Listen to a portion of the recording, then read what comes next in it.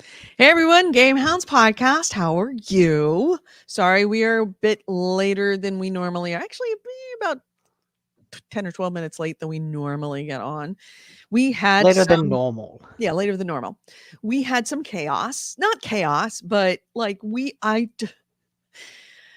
not going to have the taste test today, unfortunately.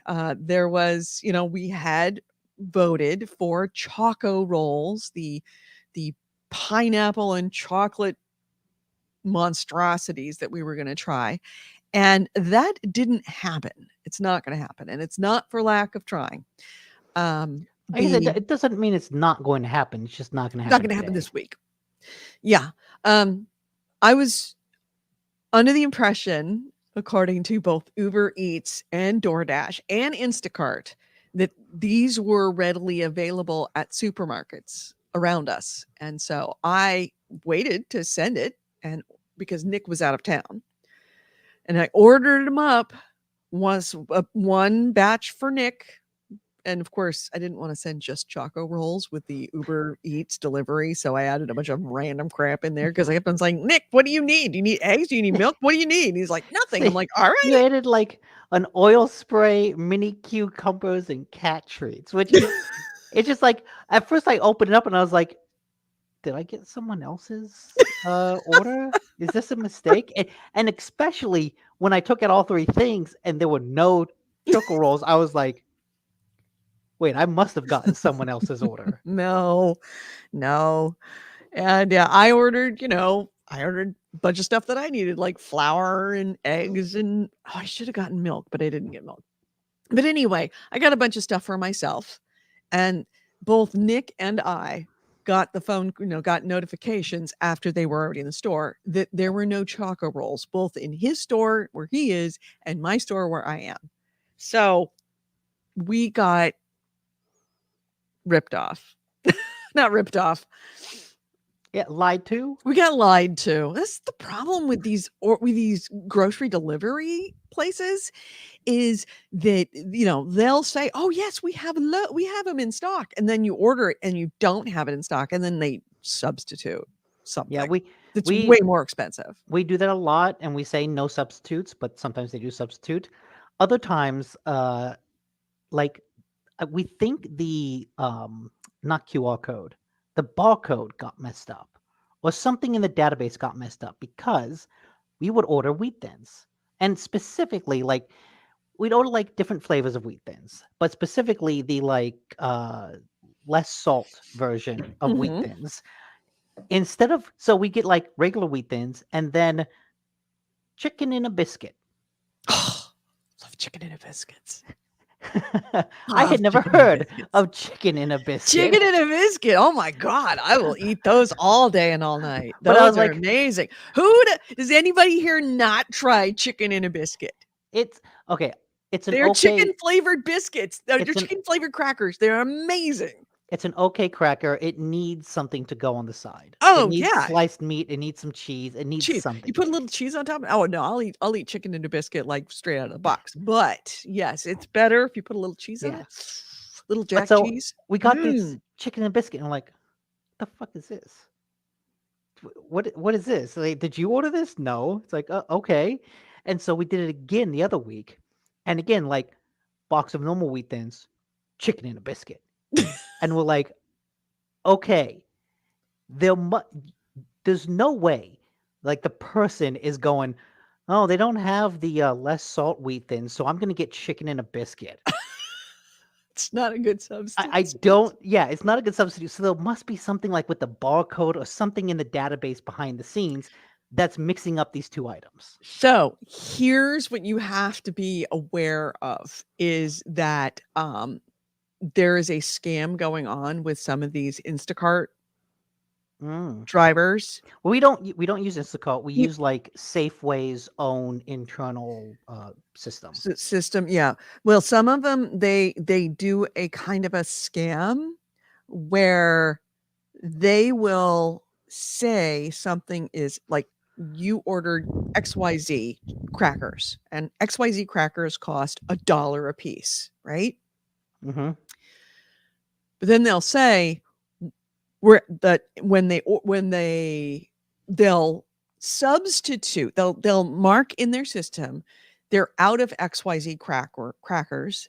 They got you ABC crackers, which are $2 a box, Yeah, right? they'll substitute for the more expensive one. Right. But they aren't out of XYZ crackers. They Mm, get you in the XYZ crackers, but they charge you for the ABC crackers. yeah. So you're being charged for the more expensive items, but you're getting the items that you ordered. So you look at it, it's like, oh yeah, I got all the items on the order, and you never look at your actual bill to see if that's what you were charged for. And you were charged for the more expensive one, saying as a substitute because you were out. They were out. Mm. So that's kind of a scam you have to look out for. I don't think that's what happened because I know Rachel like goes over the receipt every time it comes Darn in, right you do. and Darn like right. that when there have been like wild ass discrepancies, she's called the people and they're like, yeah, okay, fine, we'll refund you. There Mhm. was one time I think we ordered like two pork chops, or like let's say four pork chops. We were probably making something for her parents, or like four pork chops. Mhm. What the person brought was like 4 packs of 5 pork chops. So all of a sudden we're like, just stacks of it. Oh, I've had that happen. Um, and we had pork for like the next week or so, but we got all that horrible Yeah. I expense ordered refunded. two what I thought was 2 pieces of ginger, and it was 2 packs of organic Oh. ginger. So I mean, I still have most of a pack of organic ginger, and I gave the other pack to my neighbor going, do you ever use ginger?" "Yeah, I do." "Here." And he's like, "Holy crap, that's enough ginger for a year." I'm like, "I know. I ordered 2 and I didn't realize it was 2 packs, not, 2 pounds of it." Hmm. So, what are you gonna do? Anyways, So yeah, the AC fun Ray says, of "I online love chicken grocery crackers." shopping. Yeah, chicken and a biscuit is so good. It's such a guilty pleasure because 'cause they're so bad for you. They're so bad for Well, you. good. I'm almost through the second box, so then I don't want to get more. You know? They're bad. I would rather get the wheat things. I'd rather get the healthy crackers. Oh, well, okay. Says the man who wanted me when I said, "Do you need anything else?" You said cinnamon toast bugles. When we were out in like Monterey, Uh-huh. we stopped into like any little grocery store, any little like 7-Eleven we could find, looking for them. We found some churro ones, but I didn't get them because they weren't cinnamon toast crunch bugles. But I thought it would be hilarious if I came on this show today with the cinnamon toast crunch Oh, bugles, that would have been great. because I found them on Amazon, Uh-huh. but I could only buy it in packs of 6 for $30. Oh, And I'm like, $30 for 6? mm-hmm. Oh, shit. I'm like, We're in the wrong business. We should get out of podcasting and go sell cinnamon toast bugles. get into the grocery scammer business. Yeah. Thank you for reminding me. Yes, no show next week. We're gonna take a week off because I'm gonna be up on the coast, not answering the phone to anyone. It is the death anniversary, so I will not be in any shape to podcast. But I am going to be in shape to take the dogs out to a dog beach, which is going to be great. But how was Monterey? It was nice. Yeah. How Yeah, was it the was. Monterey Zoo? The Airbnb inside the Monterey Zoo. That was actually really cool. Yeah. It's like the bungalow was kind of sat on top of this hill, and down below was like a big pen with uh rhinos, zebra, and water buffalo. And so we kind of just watched the water buffalo hang out in this pool, and the zebras and rhinos just kind of walking around. Zebras are kind of dicks. And then we got like a really, really cool in-depth behind the scenes tour of the zoo, Mhm. where this one, I forget what the called, the zoo attendant, zoo employee, handler, like, Mhm. kind of took us to each exhibit and didn't just say like we got to like, I held a lizard, Got kind of crawled on my shoulder the way Shepherd does. Um, kind of saw them feed a not a Komodo dragon, but like a big lizard. Feed it piece of Monitor chicken, lizard? maybe. Um, Yeah, got to got to. those mm, things are don't those things will fuck you up. it wasn't that big, so it's probably not that. Okay. Um, but then just like Those are the ones that you have to be worried about if you're ever on safari, if you're a okay, no, woman, not if that, during not that. menstruation, because they will they can smell blood for miles and they can hunt you down, and their saliva is incredibly, I don't want to Yeah, say I it's thought not that's poisonous, but it's so it's full of bacteria. full of Yeah. bacteria that it's guaranteed to be infected and could kill you. It's what almost killed the old publisher of the Chronicle when he was married to Sharon Stone, Phil Hmm. Bronstein. He got bitten by a, it was either Komodo, I think it was Komodo dragon he got bit by, Yeah, I didn't know and the monitor almost lizards. died. I've heard that about Komodos though. Hmm. Was not that. Was Yeah. not anything that dangerous. But I got to pet a rhino, got to pet a kangaroo, Oh got to wow. lemur hung out on my shoulder for a bit and got to pet a lemur. Oh neat. Yeah. Lemurs are cool. Oh yeah, they're really cool. Yeah. And I got pictures of all that. And so one of the neat things is the attendant took us to like each exhibits and didn't just say like, okay, here's this animal, here's about the animal, but like here's this animal specifically. Mhm. Like Here's this, Bob. yeah, This is Bob. here's Bob. Bob likes me. The other person in there doesn't like me, hates me. We went to the Porcupine exhibit. Um, Porcupine hates her for some reason. She walked up like talking to it, and as we approached, its spines went like, and she's like, "Yeah, the Porcupine hates me. I don't know why. I didn't like the first day I was here. It did that." Yeah. Yep. So you And found out yeah, the personalities of each of the yeah, animals. the personalities, like the behind the scenes of like how the zoo works, the kind of day to day machinations of it. There's a whole like video about how they used to have an elephant, but then like the last elephant died. So they decided to convert all the elephant pens to rhino pens to take some Mhm. rhinos. And like, what does that entail? What do you have to do? What is the process of like, yeah, it's like, hey, all these zoos, like they all talk with each other. They're like, hey, we've got like extra of this animal. Can anyone Mhm. take them? Absolutely. And yeah, so it was just a really, really cool behind the scenes travel of a behind the scenes look at how a zoo works. If you like that kind of thing, up north of me in Santa Rosa area, there's something called Safari West, which is a safari. But I mean, that's same idea. It's a big ranch that has animals, but it is safari animals. So essentially, you can do a safari in Northern California. Hmm, that's cool. Yeah. But yeah, then we spent some time hanging out in Monterey, Hmm. and then we went to a day spa and got a massage. It was really nice. It was like an outdoor spa, so got a massage. It was really good. Then you go outdoors, hang out like on the benches. You could dip in like the hot and cold pools, go to a sauna, and I gotta say the whole idea of like, oh, you what is it? You go into like a sauna and then a cold pool Hmm. and then a hot pool. Hmm. Yeah, fuck that.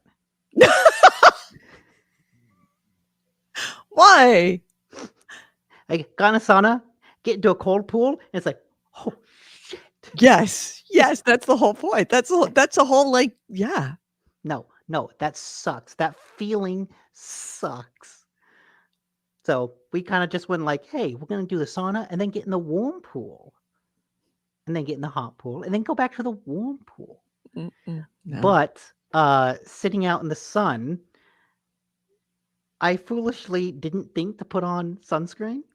Oops. Neither of us did, but I ended up getting way more sunburned on my chest.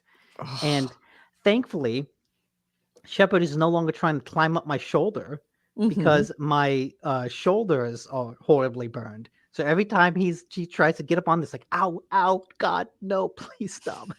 So the moment the cat moves, like from this curled position, it's all pain.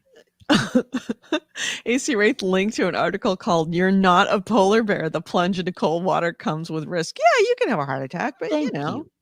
Thank you, AC Wraith. Ace Siri, shut up. Hey Siri, stop playing music. Anyway, Anyways, yeah, cold pools suck. cold pools are awesome. I No, love don't do the it. hot cold pools. Anyone listening, I don't love do the those. cold I pool. love Don't those. do it. Like going into a hot tub and then jumping out into the snow and rolling around, then jumping back into the hot tub. Oh, love it. Love it. All right. So do you want to start the show?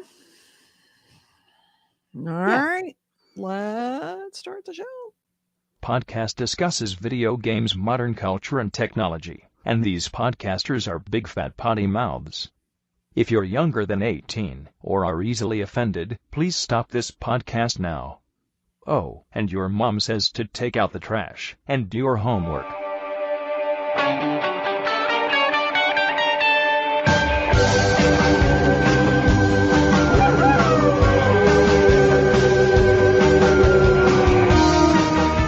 Hello and welcome to GameHounds. GameHounds episode 686. We are recording this on Sunday, July 9th, 2023. I'm Edie Sellers. With me is Nick DiNicola. I just realized that when AC Wraith in the chat linked to lemurs and Komodo's dragons, he linked to animals.com. Well, why wouldn't there be an animals.com? I don't know why. I never thought that there'd be animals.com. That's just a database of animals, but why wouldn't there? I don't know. I thought like, oh yeah, lemur Wikipedia or something like that. But animals.com. Yeah, you don't know about animals. Makes sense. Animals.com. 4th of July. 4th of July here. Oh God. The fireworks. The fireworks were I will say nuts. So the trip we took to Monterey, we had like a little hotel on the bay, a little inn on the bay. So we got to see out across it. No fireworks in Monterey, but we could see across the bay to all the cities on the other coast that were doing fireworks. And I gotta say, I don't know if those fireworks were official shows or if they were just people with like high-end fireworks shooting them into the sky, because they were a lot lower than I thought they would be. Yeah, they were. And so I don't know how high do fireworks usually get in the sky? Professional fireworks, very high. Unprofessional fireworks, not high at all. Okay, because I'm watching this stuff in the coast and then I'm thinking like, oh, that firework looks like it barely cleared the roof of this 6-story building. Yeah.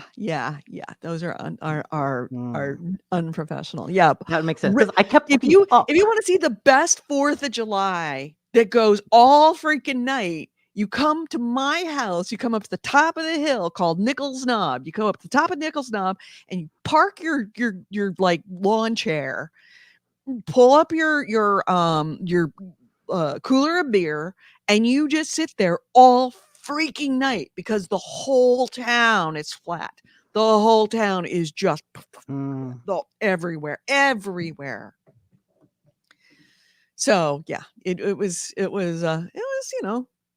Beirut for a couple of days, but it's actually really quiet now, which is surprising. That's good. 2020, it started in February. I mean, 2020, no one had anything else to do. Exactly. AC Ray says, I don't watch fireworks. I just hear them from the neighbors, whether it's the 4th or not. And there's a veterans building just a block away. Yeah. Fortunately, my dogs currently, neither one of them have an issue with anything. So, but that's the good. Old dog, the Zoe, 4th of July, she dove under the bed and she stayed there for a day and a half. Like we had to like go and grab her and pull her out so we could take her outside to go to the bathroom, and then we let her go and she'd go right back under the bed. She was essentially shepherd for a day. So games, I didn't play anything. I was distracted by other things. Okay. I play some stuff, but I have zero news. I wasn't looking at news at all. I have news. You talk games. That works out. Okay. Yeah. July 5th starts Halloween. Yeah, pretty much. That's when it's okay to start putting out the giant 10-foot skeletons in your yard. Hmm. I want to get, there's some really good, like super, who was it? I think it's Lowe's has Home like, Depot has a big skeleton. yeah, they have like insane Halloween stuff and always like one, just and it's the one up for that season. And it's absolutely insane. Like Hmm. 30-foot skeleton for like $100 and it sells out instantly. And it's a bit like, collector's items. So people are aggressively getting them. Yeah, those Halloween decorators are hardcore. AC Wraith says, I finally reached the rank of true master in Warframe. Oh, AC Wraith, you've always been a true master of Warframe. Don't let the game tell you anything else.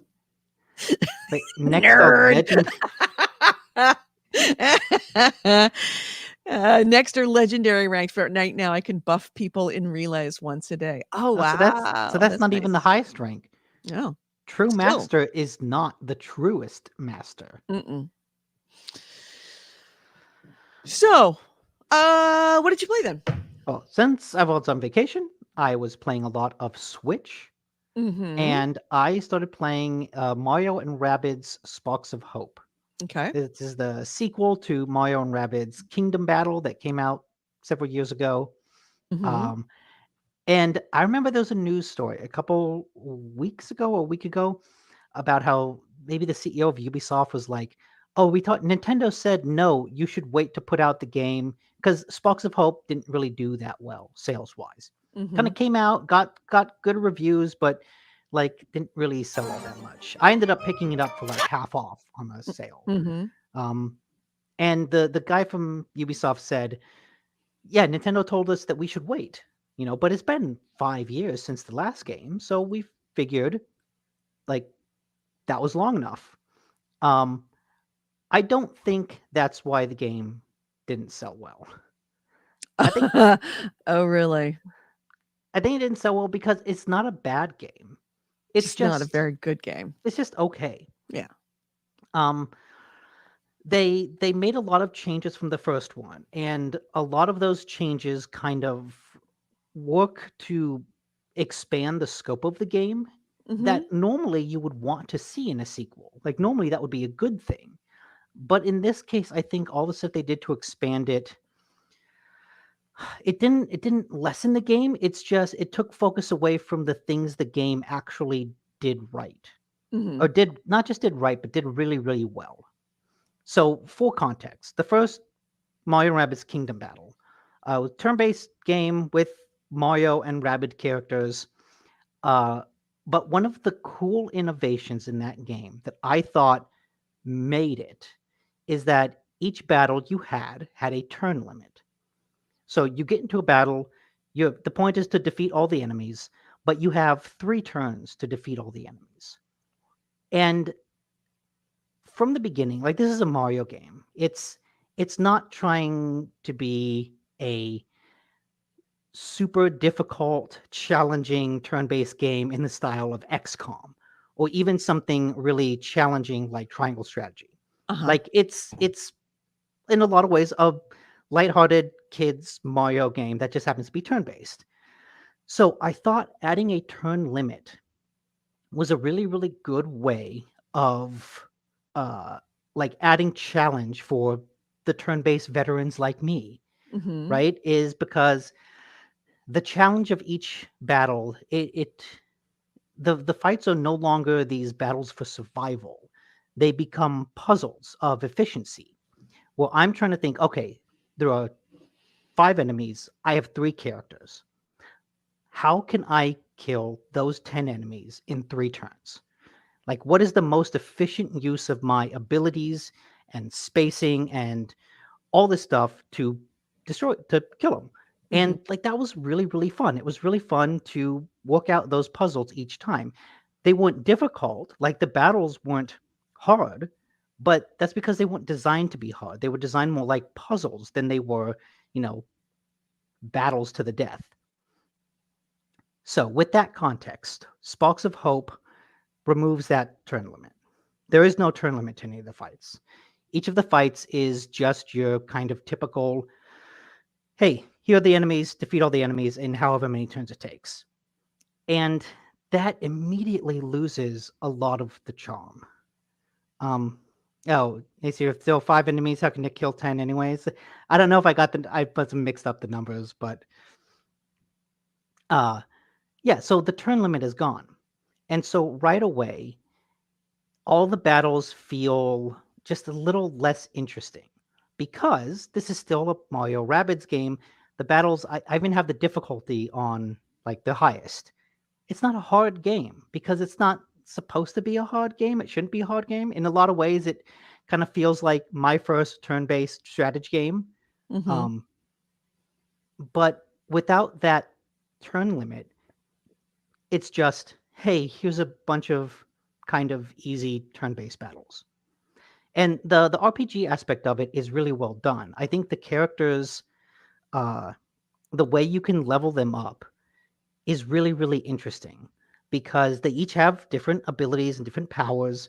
And as you go through the game and you make them stronger and stronger, uh, you can make them do really, really interesting things. Um, so, like Luigi is a sniper, and you can sort of augment his sniping so that the farther back he is, the more damage he does. And so then it becomes an interesting play of positioning so that, Mm-hmm. oh, I'm going to send my other 2 characters forward into the front line, but Luigi's going to hang back as the sniper because he does his most damage that way. Another guy, uh, Rabid Mario, like has these big knuckle dusters, big like uh, boxing gloves that do a wide range of effect. Um, Rabid Luigi has like a frisbee that will hit multiple enemies, and so that's really effective at taking out a bunch of like low ranked enemies very quickly. And so like the characters are really interesting and it's really fun playing with them and their abilities because they're all really fun abilities. But it's all in service to levels that aren't really challenging and aren't really interesting. Um, and the game is it has a whole lot of really great quality of life stuff that is taken from the first game that is still really good here. For example, when you enter a battle, you can sort of see the overview of the map. You see what enemies you're going to fight, Mm-hmm. and then you have the option of changing your team. And that's a really cool way that plays into the puzzle aspect of it, where, oh, I see there's a bunch of sniping enemies. So I'm going to take Luigi so that we can have a sniper battle. Or, but then I'm going to, or maybe what I'll do is, I'll take like my close range fighter. I'll equip him with a spark, which is one of the new mechanics they have that lets him turn invisible. All right. Excuse me. Yeah. Uh, and so then what I'll do for that level is I'll turn my close range guy invisible. Excuse me. Send him up to the front to get behind the snipers. And you can only do that because you see what the enemies are going to be ahead of time. And so you can change the composition of your team to best take advantage of that. And that's Mm-hmm. really, really cool.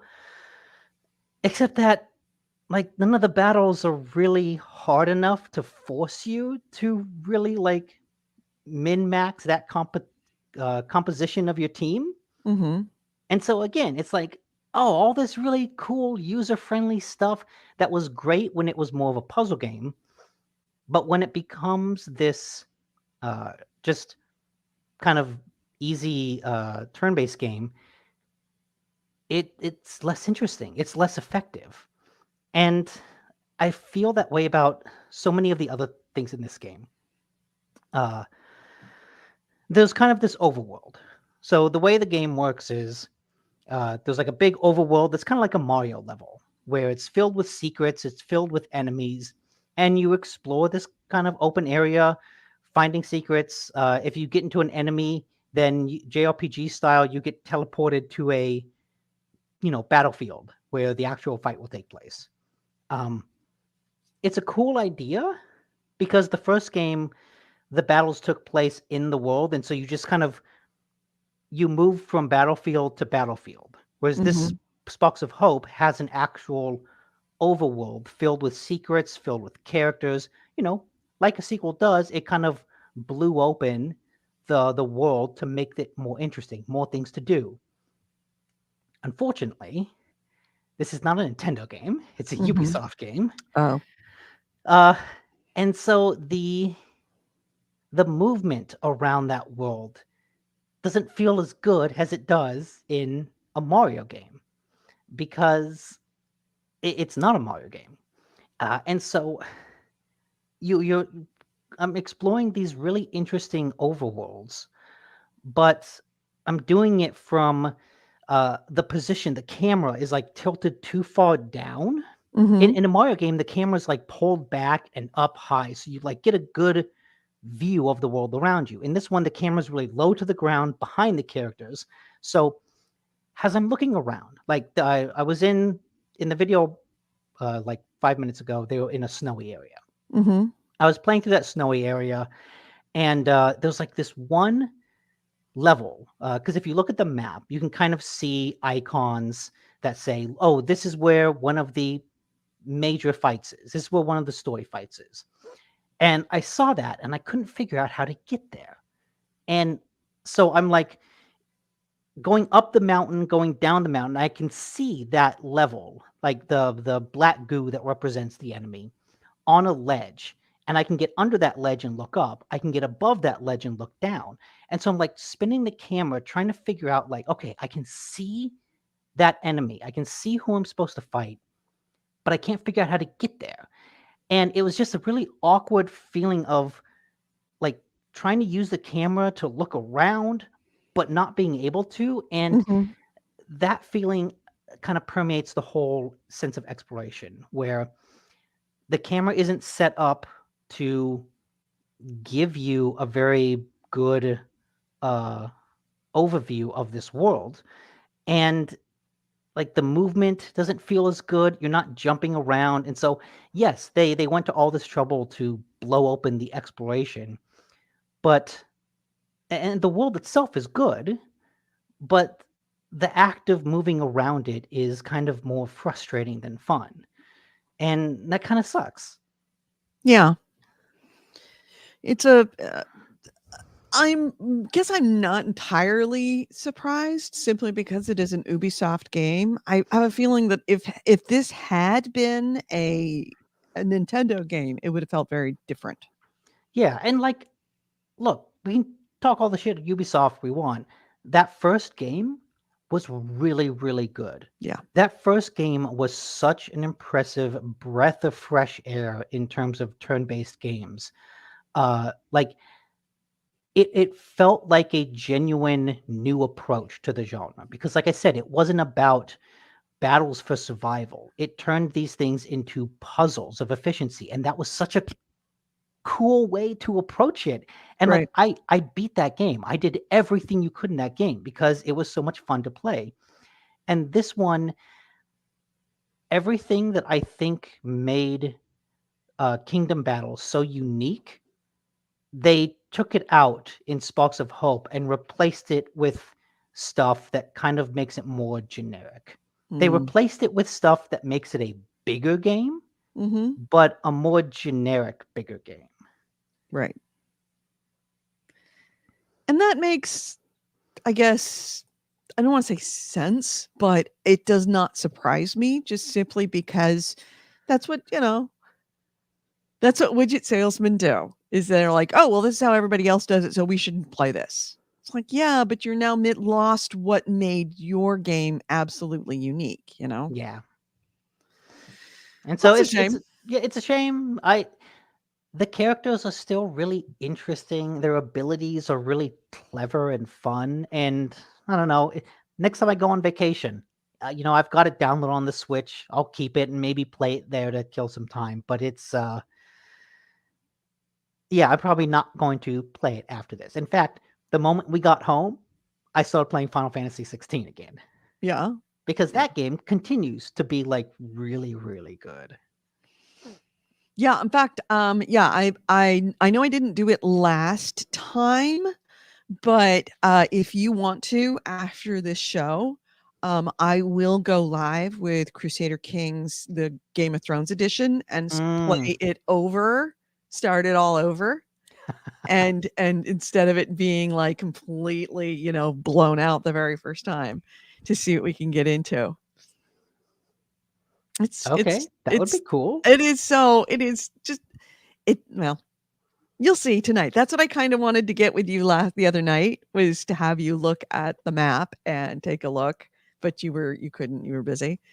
Um, but yeah, we'll go through the map and see if we can play it together, because it's a whole new game. It's a whole other game to play.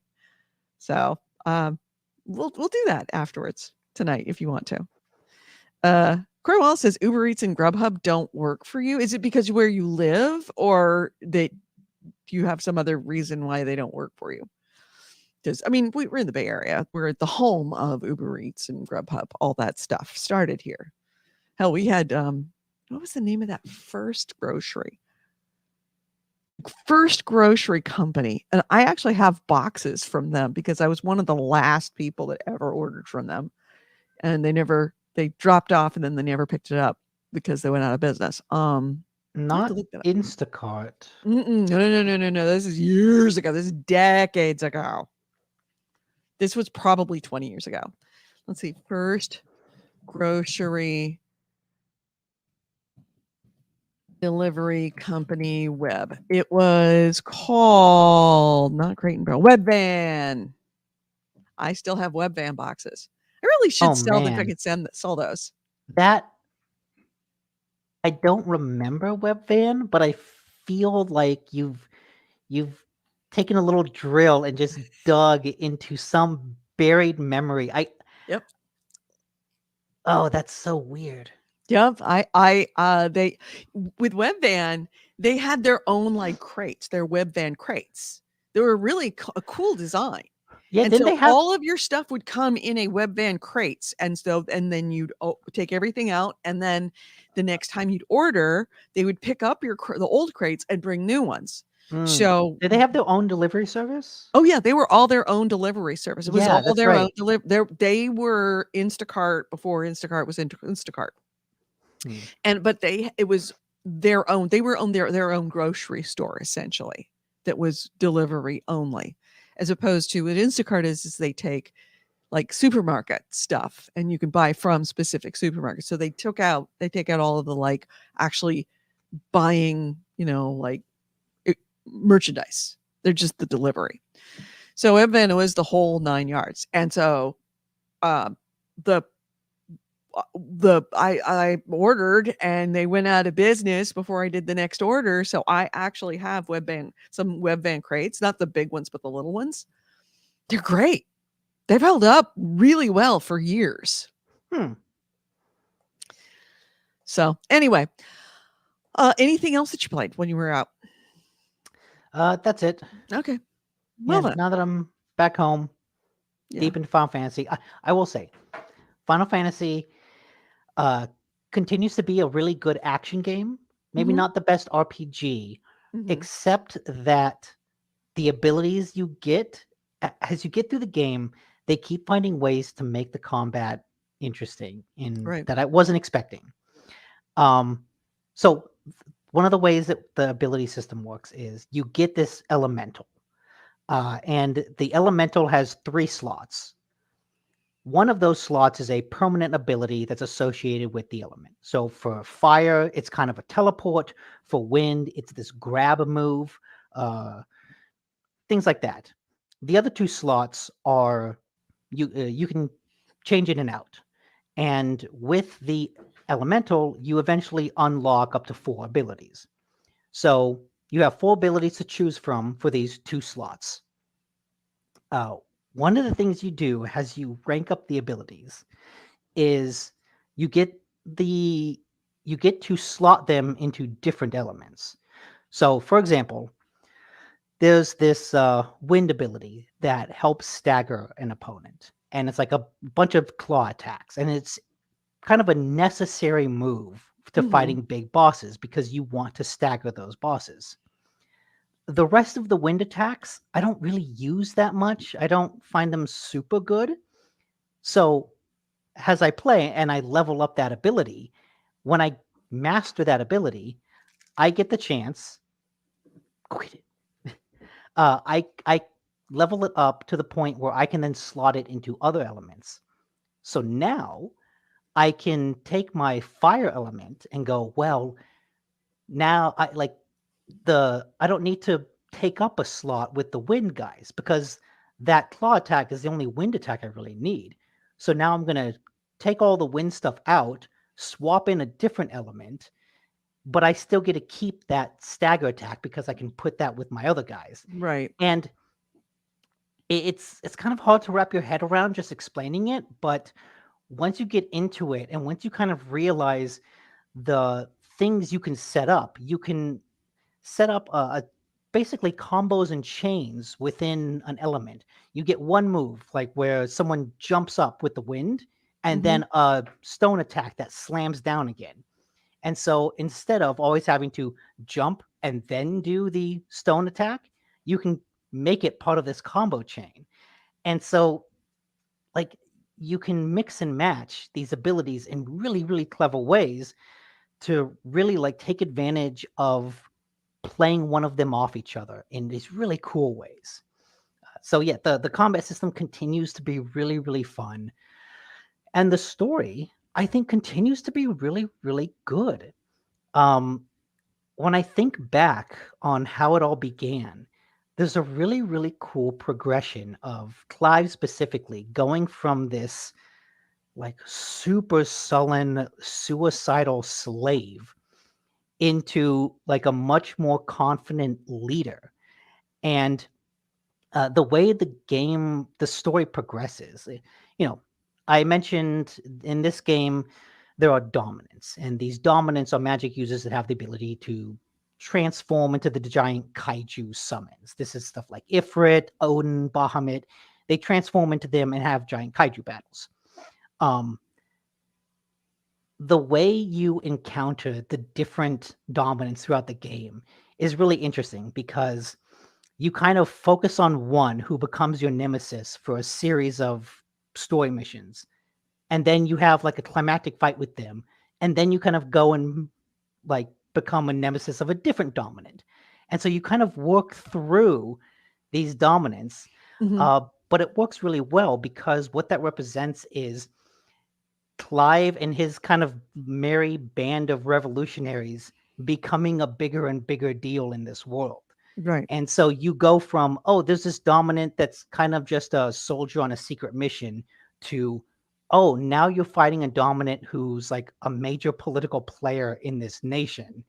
And what that represents is Clive and his group going from just like people trying to survive to becoming like actual political revolutionary forces. Mhm. Um, and it does a good job of uh they're doing the Daenerys thing, right? There's a lot of comparisons to Game of Thrones, but this is very much its own thing.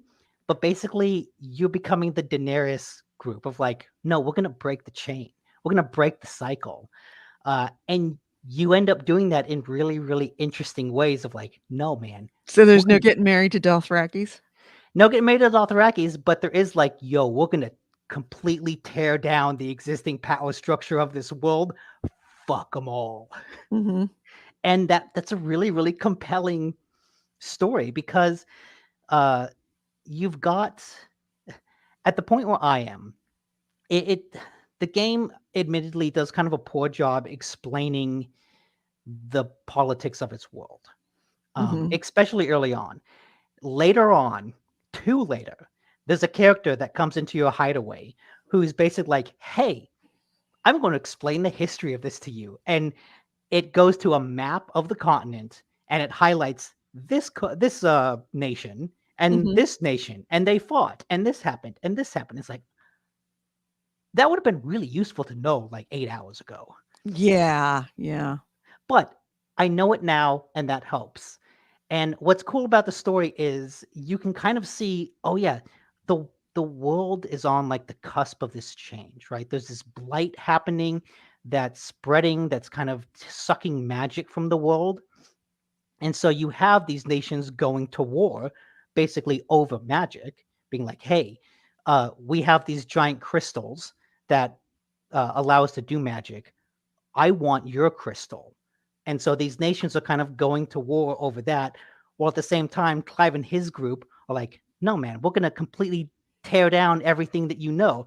And so you've got like all these various plot threads, spreading out. And uh, the game actually takes time to like cut away from Clive and show you, hey, look, this country is going to go to war with this other country. It doesn't It have shows you any, the geopolitical, overview of yeah, what's and going like on. it doesn't have anything to do with Clive at the moment, but it's good to know that because you can see, oh, Clive's trajectory is eventually going to take you head on into this person. And so it's a really, really compelling story, kind of seeing the slow rise of Clive, as like I said, from a slave to an actual revolutionary leader and enacting change in this world that I'm now finally beginning to really grasp the intricate politics of. Nice. So yeah, it's not the best RPG, but like it's a cool ass story. And there's been like some talk online about, oh, is it a Final Fantasy story? And it absolutely is, because it gets into some wild ass fantasy stuff. Chatterbox is talking about the crates. He says, "Good old milk crates are treasured here. They get used for so many things." Yeah, actually, I just located 2 milk crates because I was cleaning off my front porch. Kevin had used milk crates to suspend in the window a window air conditioner, and I'm like, I'm gonna fix that. Like, my brother came over and saw that, go, "Do you want me to do that right for you?" And I'm like, "No, I don't want it at all." So I cleared out the 2 milk crates that were stacked together to teeter the air conditioner on.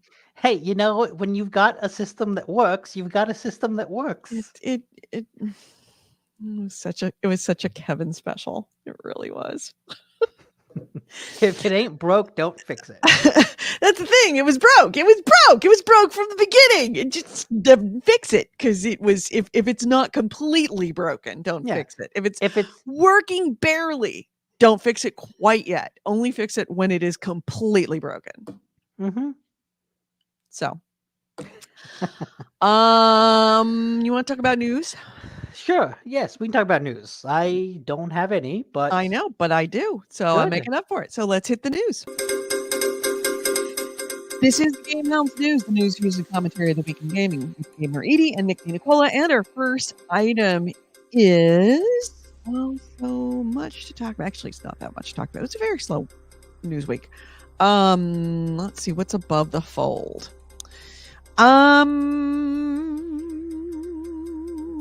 Let's see.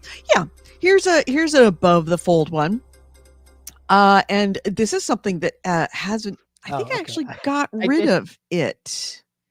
Okay, no, you know what? I'm going to do my above the fold, which is absolutely not above the fold, but then we'll do your above the fold first. Second, do my above. Okay, all right, fine. I did see there was like an announcement about details about Baldur's Gate 3, which is a game I'm very much looking forward to. It looks like the second coming of Dragon Age. And in that vein, they showed off Hold on a second. Let me see if I can figure out what the headline is. Is this the headline? Yes. They showed off the romance options. And one of the romance options they showed was specifically you can have sex with a druid while they are in bear form. And when I saw that, it just got me more excited for the game, because that absolutely feels like the kind of crazy, funny thing, fucked up things that like Dragon Age would do. I'll give you that. That's an above the fold. There's something else that you could do that was really cool. I can't remember, but the fucking of bears, kind of like, whatever I read, just it wiped that clean. Did you see the video? I did not see the video. It's a video of like a guy like lying back in a field and a bear comes up to him, and like as the bear comes up to him, he reaches a hand and he like grabs its chin and caresses it, and then the bear steps forward and it fades to black. But then it shows a picture of a squirrel in a tree with a nut, like drops of the nut. That's so funny. It's All really right. good. Yeah, yeah. Okay, so here's my above the fold, which I feel Right? How can you beat that news? um it feels bad. In fact, I have to we don't even have, because remember it was this week in the Epic versus Apple shit show. We got rid of that headline because the Epic versus Apple shit show is over. But guess Oh. what? It's back. Oh. Yeah. So Apple has applied and is initiating a last-ditch effort to eliminate one of the conditions that was levied on it by the judge who made the ruling on the Epic versus Apple claim, and is going to take it to the Supreme Court. They've asked the Supreme Court to hear its appeal of the Epic Games antitrust case, and this is according to Reuters. Now, I don't know if you, Wayback Machine. Let's go back to the Wayback Machine. Back in 2020, Epic rolled out a new Fortnite update that players could purchase their digital coins through a direct payment feature in the Epic store, which bypassed Apple's ability, bypassed buying it through Apple and the iTunes store, like their monetization. Everything that went through Apple, of course, they took a 30% cut of. But Epic kind of tried to, go around that and to sell it directly to the players. Apple took them to court and said, no, no, no. In fact, Apple dropped Fortnite from the App Store completely because they had violated the terms of service, because they tried to sell in-game stuff outside of the Apple's monetization structure. So Epic sued Apple and said, you can't do that. You've got a walled garden. It is not fair. You've got you can't kick us off the platform for doing this. And so it all went to court. It was all back and forth. And then there was, in 2021, a U.S. District Court judge, Yvonne Gonzalez Rogers, ruled that Epic did violate and knowingly violated Apple's rules, and that Apple was not required to put Fortnite back on its App Store. However, Apple, she said, they weren't acting like a monopoly, but they had to allow apps that provide their users with third-party payment systems. They couldn't keep it that way. Like, what Apple was doing was wrong and they needed to stop. However, Fortnite did violate the terms of service, so Apple didn't have to put them back on. If Epic had taken them to court before they'd actually violated the terms of service, they would be able to come back onto Apple's the iTunes store. But because they violated first, Apple had grounds to kick them out, and they don't need to bring them back. But that Apple needed to change its rules. So Apple's still not happy about that. It does not want to provide any of the apps on its store, any of the companies that have apps on the iTunes store, to allow them to sell stuff outside of Apple. They want their 30% cut of everything. So, Apple is filing with the SCOTUS to be heard, and their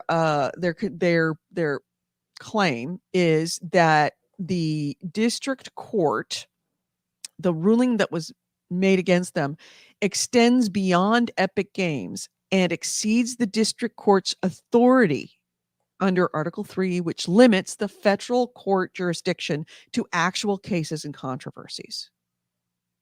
So, bottom line is because what they're saying is because there was this walled garden thing, the monopoly, or that they had to open up their thing, that was beyond the scope of what that judge could actually judge upon because that was not actually part of the complaint.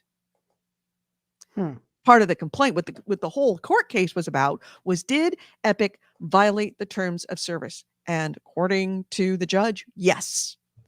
And the fact that the judge said, but Apple needs to change its ways, was beyond the scope of what the district court could do because Apple's ways were not on trial. Interesting. Okay. So we will see. Now, this is as I said, it's an application to the Supreme Court. Essentially, you get every year a bunch of cases that are applied to the Supreme Court, and the Supreme Court gets to decide what it wants to hear. Now, sometimes they refuse to even consider it. Sometimes they refuse to consider it, but they'll add a little like, but this is the way we think it's going to be. But yeah, we're not going to actually sit down and actually have a case. We're not going to accept it to be heard. So we'll see if it gets accepted to be heard. It may not. But the way it stands right now is that Apple needs to change its ways, and Apple wants to stop that. It doesn't want to change its ways. It wants to keep all the money in-house. So we'll see how that goes. You'll know. I mean, it gives you a reason to look at the Supreme Court calendar coming up this next. I think that it's going to be later this year is when they start announcing what they will be hearing in the next session. And if they announce that this is part of it, you will absolutely hear it from me because I love court cases. Okay, so next item is any comment on that? I mean, it makes sense. I like the idea of Apple having to change it and like allow more stuff. Because I don't like the idea of like the walled garden tech company on any service. Like it's always I bad for have consumers. always had like I never quite sure how I felt about it because that's the thing about a garden. You built the garden. You built the garden on your land and you put a fence around it. Now, if it becomes the most popular garden in the world, that doesn't mean that that fence should come down. Yes. If you don't like But my garden, go out and make one of your own. But and like sure, that makes sense. And like that's what these companies are aiming for. But I think my opposition to it is less on like legal grounds and all that stuff and more philosophical. Like look at the internet. The internet is not a walled garden. The internet is an open thing, and that has allowed it to flourish and allow all these other walled gardens. Imagine if all this other stuff was open. Like it just allows for so much more use, so much more applications. Yeah, but There's if there's no there's so profit much, driving it, I don't know that you would get that much. and that is why we live in a Innovation. hellscape society. I think there's a happy medium right There is now. a I happy think that medium, but yeah, so look, like the internet if communism worked, we would always be speaking Russian right now. the internet is not a profit-driven thing. It's an infrastructure, right? All these companies, I feel like if they put the focus into creating an infrastructure, like this is going back to when the CEO of Epic was talking about not NFTs, the other buzzword everyone was talking about. Like, oh, living in a virtual world, Ready Player One style, metaverse. Oh, When he was okay. talking about metaverse, the problem with everyone's approach to metaverse is they all doing this walled garden bullshit when what they need to be doing is creating an infrastructure like the internet. And I think if we took these first steps into basically taking out a couple bricks of these walled gardens, we might actually get closer to that than anyone like thinks. Right. But here's the thing. Apple built the infrastructure. What infrastructure? Apple, the iPhone. The iPhone Mhm. is the infrastructure. Mhm. If you look, essentially, all right, And Apple wouldn't does it be this. so much Apple has cooler? already done Like this. This is what Apple so, did with the Apple computers, is they created a walled garden with Apple computers. And you know what happened? Bill Gates came around and he made Microsoft, and he looked at Apple's way it structured stuff and said, I'm going to rip that off. And it was a big court case. And guess what? It's fine. That's an example of, if you don't like the walled garden, go make one of your own. except that I would We argue have a that universe where these two, the walled garden mhm, and the unwalled garden, both live, both survive, and both are very profitable. Those can exist. But the thing is that you got a lot of very, very, very lazy, I'm going to call it lazy. You got a lot of very lazy companies who don't want to make the greatest mobile phone ever made, and then make the investment into the infrastructure, into the monetization of it, into the app store, and then populate it. That's the three things that Apple did. And it wasn't cheap. Apple didn't populate it though.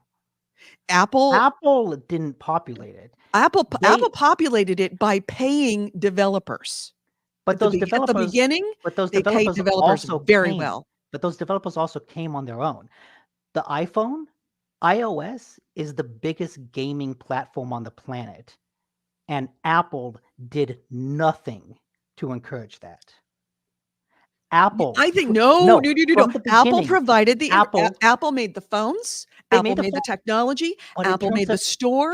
Apple development, got all of the developers in in no, the they early didn't. days, where they could make the earliest days of the Not iTunes store games. by making everything 99 cents. That's That what was music, all not apps apps. called.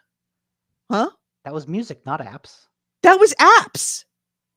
All apps were 99 cents. And they paid a significant amount of that 99 cents to the developers. Now, that changed as it got more popular, as everything should. But what I'm saying, But but I'm saying that's what they did, specifically is they about created games. this massive infrastructure, paid a lot to it, paid a lot to small bedroom developers to make apps that they sold for 99 cents, and everybody bought. And they got like 60 cents out of each of those. Mhm. Then they changed it, because then it got bigger and bigger and bigger. These things don't happen overnight. And Apple paid billions of dollars and spent decades creating this garden. And now you're saying, well, now you have to open it up because it's so popular. It's like, look, if you want your own, go spend billions of dollars, decades of work, and you make your own. Don't force me to have to suffer because I did it so well. The problem is that, like, we do live in a cyberpunk dystopia because the internet was not created by a single corporate entity, right? Mhm. The internet was kind of a government tool that eventually expanded into the public. What we're talking about now is a corporate product that was made specifically with profit in mind. And what we're getting to the point now in the larger culture is that we're kind of dominated by these singular corporate products, right? People talk about Twitter and how, oh, now Twitter added like limits to the number of things you can view, right? Well, there were so many government things that use Twitter, right? It was used for emergency services. Mhm. Right. And now it's behind a paywall. Yeah. And that's part of like the problem with putting so much cultural alliance on a piece of corporate But tool you know what's because happening. you're leaning on like a toothpick. And when Right. that toothpick breaks, like all the stuff it supports comes tumbling down. So you know what? When the toothpick breaks, then guess what? A new toothpick manufacturer comes out. What's happening right Except now with Twitter is that everybody is literally now looking for a Twitter alternative. oh Blue yes, was it and Blue Sky and Mastodon and a bunch of other ones that are yeah, starting to come out, what was the one that including just Facebook. launched? Yeah, what was Facebook. the one that just launched? Yeah, Facebook's one. yeah. What's Facebook?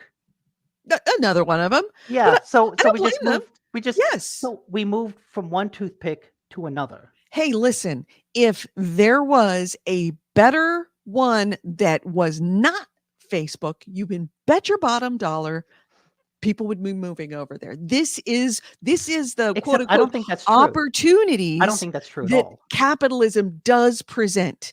And I this is don't think that's why true at all.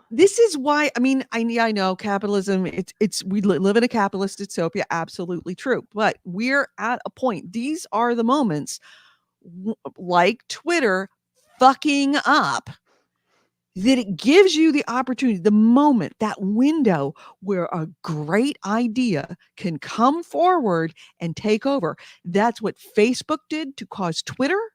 That's what Twitter will cause to do whatever we're going to be using next. Except I see. I don't think that's really true anymore, because what you'll have is if Facebook Threads, if well, what Instagram Threads, if Yeah. Threads doesn't work out, but Blue Sky takes off, Meta's just going to buy Blue Sky, and then it once again becomes a toothpick. Like we're at that point. Look at what is Instagram? Instagram was a competitor to Facebook that did Mhm. something better that Facebook did, Mhm. and Facebook just bought them. Right. That marketplace of ideas isn't a marketplace of ideas, because every time something That I blossoms, agree. That I they just agree with. come in and pluck I it. absolutely Anyways, agree with. And this is why I really, really hate Epic talking about Apple's walled garden when everybody should be worried about the fact that all of our social media companies are being, like, all oh of the yes, ways yes. that we connect to each other are owned by like 3 or 4 people. Yeah. That's a problem. That is something that I think that Eh, is an issue that needs to be addressed, But anyways, not Apple's iTunes store. but like going back to the whole thing, like I look at iOS and then I look at something like Windows. And yes, in a way, Windows is still a corporate product. It's a walled garden in a sense, but Windows is so much more of an open platform. And there's Mhm, a reason that it's become like the dominant operating system across the world, is because it's open and pretty effective. Like Apple has such a tight grip on like that mobile platform, mhm. but I look at like Windows and what iOS could be, and it just seems like such a horribly narrow vision and like narrowing of potential for this like software to Right. keep it like, oh, it's on the phone. Because I have the iPhone. I've seen the Android phones. I think the iOS is better. I think it's a better piece of software. And the idea that like, no, no, it's ours. We're not going to share it. If you could open that up to all phones and have that be like the Windows for mobile devices, I think there's a lot of potential there for something really, really interesting to happen. And you know, a And really interesting thing that should happen is somebody to make something as good as iOS but see, and make it open. here's the killer thing. What does Apple have to lose by doing that? Like, if you open up the platform, don't they get more money? Don't they get more mindshare? Apple Don't they get has more of never everything? this is the same argument that we had about Mac OS versus PC versus Windows. This is the same argument. It did just fine for Apple. If Apple does not want to do it, Apple doesn't have to make its software open to everybody for free. They do not have to open their gardens to everybody who wants to come in. If somebody doesn't like the way that Apple is doing things, go out and make your own garden. But see, you can't do that anymore. The way tech works is like you can't do that. Yeah, you can. No, Why couldn't you? no small company can just create an operating system to compete with No iOS. small company can do it, but somebody can come up with the grains of it and get a bajillion dollars of investment because that investment is all out there. The thing is that I don't Apple think does so. something very, very, very, very well. They pay their people really, really, really well to make it, and then they don't give it to anybody else. If you want to buy it, you have to See, license it from I them. guess that's the difference. So at a certain point, I just disagree that someone else can come along and do it. I think the era of software engineers starting in their garages and then getting investment and making it big and changing the world, that's dead and gone. Like that's never going to happen. We can't do that anymore because like Silicon Valley has just changed so much that ideas aren't allowed to propagate like that. New forces are not allowed to spring up in that same way. And so that's kind of where you get into the cyberpunk dystopia, because what happens when a single piece of corporate product becomes so ingrained in a worldwide society? Like, what do you do there? At what point does like a private entity that provides massive important services to the public, at what point should that become a public service? Like Right. when public At what services, point does what, the internet become a utility? Because to this day, it's not yes, considered a utility, and that this thing it is a utility. like at But what nobody point wants that kind of governmental oversight. They don't want to have to live under the kind of regulations that utilities do have to live under. does a company providing a public service become a public company? Mhm. Yeah. And I see more and more of the world becoming privatized in a way that I think is just like, wow, we're really fucking things up. I hear complaints about Epic about this, but nobody complains about Adobe. Oh, Adobe makes Photoshop. no, you know Photo- what? You know what Adobe can do? Adobe can fucking burn, because fuck Adobe. I know. Because Adobe, yeah, they make some good products, but boy, fuck Adobe. Fuck everything about Adobe. I know. I agree. Do you I'm getting we're my company So everybody complains about Adobe. I know, but nobody's suing Adobe because they're so good. Nobody says that Adobe should be given out for free. Nobody's saying that. Well, that's because Photoshop is in absolutely no way used on the scale of iOS. No. True. And that's what we're talking about, right? Is iOS has reached the level of like public service that few things have. But you know that I'm getting but I we're imagine getting it's getting. I imagine more things, like we'll be having this conversation more and more Oh yeah. as time goes on. Well, the thing is that we've had these conversations.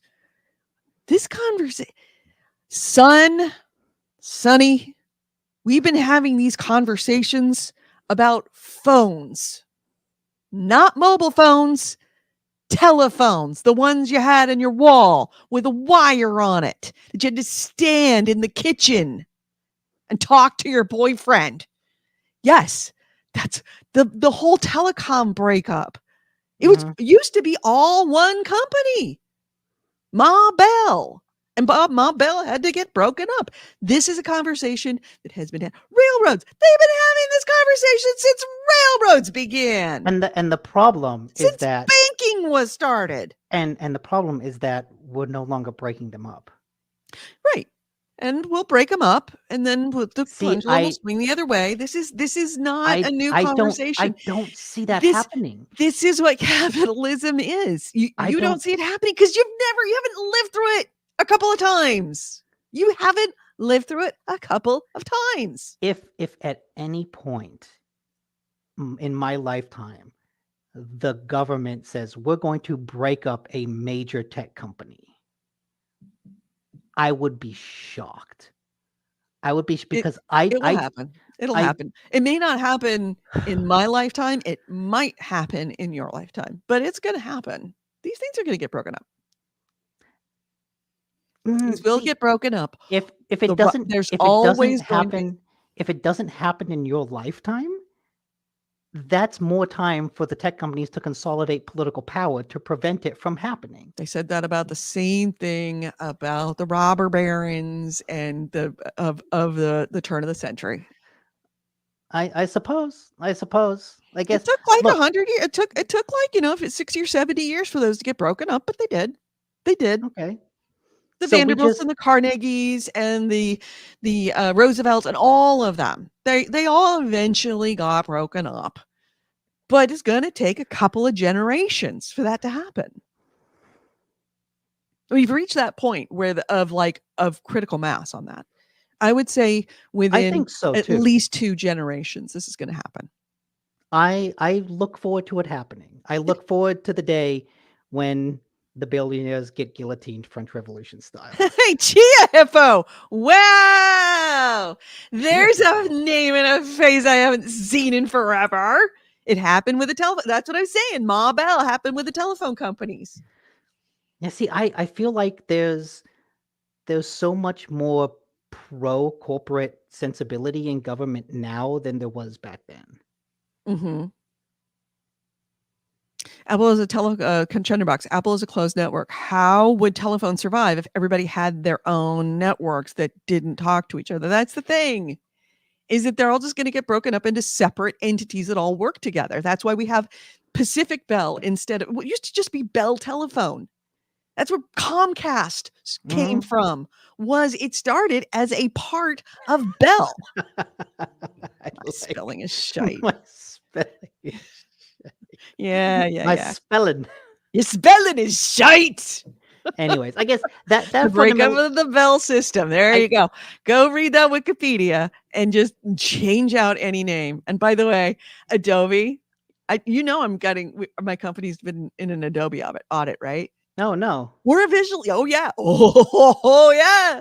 Oh yeah. We got Adobe audited, and we've finally. I signed our attestation saying this is all of our licenses and none of them are stolen. And now I have to provide them copies of everybody's license for Adobe Acrobat to prove that we have not stolen Adobe Acrobat. You know what? Well, I've like with my company, we've re-upped the license multiple times, and every time I save that email, and every time I lose that email. I don't know how. I put them all in the same folder, and somehow they fucking disappear. I don't know what the hell happened. Yeah, I had to turn to everybody in the company going, hey guys, we have to do an Adobe audit. And they're like, what's an Adobe audit? I'm like, you're about to find out. So yeah. Hey, do you have that license email from 8 years ago? Yeah. Well, no, they all I have to do is show them a receipt. That's the nice thing about, don't get me wrong, I really freaking hate Adobe Creative Suite, but the nice thing about Adobe Creative Suite, all I have to do is show them a receipt of this is my most recent receipt from Adobe. Here's my, here it is. Clearly I'm paying for it. Yeah. Anyway, so I guess going back, what's interesting about this whole Epic versus Apple argument is that it kind of feels like whoever's side you're on has to do with what you feel about this bigger picture of society. Which is do you want to fuck a bear or do you want to fuck a horse? That's kind of where you're at. Exactly. And you know what? I want that sweet bear. Good old Baldur's Gate. I want that black bear. Just come here. I don't want no horse. You know what horse? Have you seen horse legs? They're so skinny and bony. I want those muscular. We are moving on because monetization. Oh God. So yes, moving right along. Bear legs are thick. Sonic's co-creator. Sonic's creator. I don't know if you remember this new Yuji Naka, who is the co-creator of Sonic and the director of Balan Wonderwood. He was accused of insider trading. He and a couple of other people, but he was the biggest name of the group, They were arrested late last year because they had purchased stock in a company called A Team Entertainment, and which A Team is the developer of Dragon Quest Tact and Final Fantasy VII: The First Soldier. But they bought those shares in that stock before those two games were announced. And the thing is, they knew, because of their work, they knew that these games were coming out. They had knowledge that was insider knowledge, and they took advantage of it. That is very much illegal. So, as the Japanese outlet GG, Naka has been fined. He had two different fines. One of them was 2 million yen, which is about $14,000. The other one was 171 million yen, which is about $1.2 million. So he did not receive prison, which he could have. That judge actually did hand him a 2.5-year sentence, but he suspended it for 4 years, which means, and this is because the judge said that Naka showed remorse for his actions. Okay. But that means that if he breaks any laws in the next 4 years, then that suspension won't be suspended anymore, and he goes straight to jail for 2.5 years.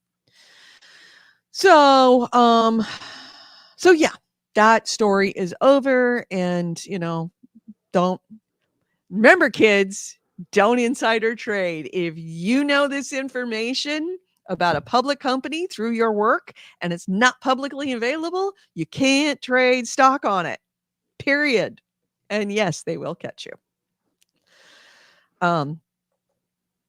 So Chunderbox says, at least with PDFs, there's many options to alternative readers. I could have gone the other way and it just been Adobe like Apple. Yeah.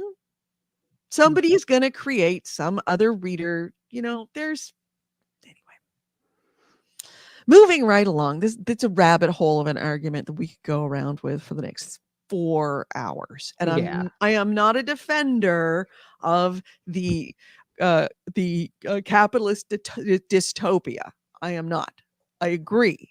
However, there's benefits to capitalism that we should not throw out with the bathwater. I mean, sure, yeah. It's an If interesting. communism work, if open sourced work, if just giving stuff out to everybody and letting everybody do what they wanted to do with it and trusting that it would all work out, if there was no profit, nobody owning something in order for it to be profitable, we would all be speaking Russian right now. Sure. Period. Yes, like capitalism has itself is fine.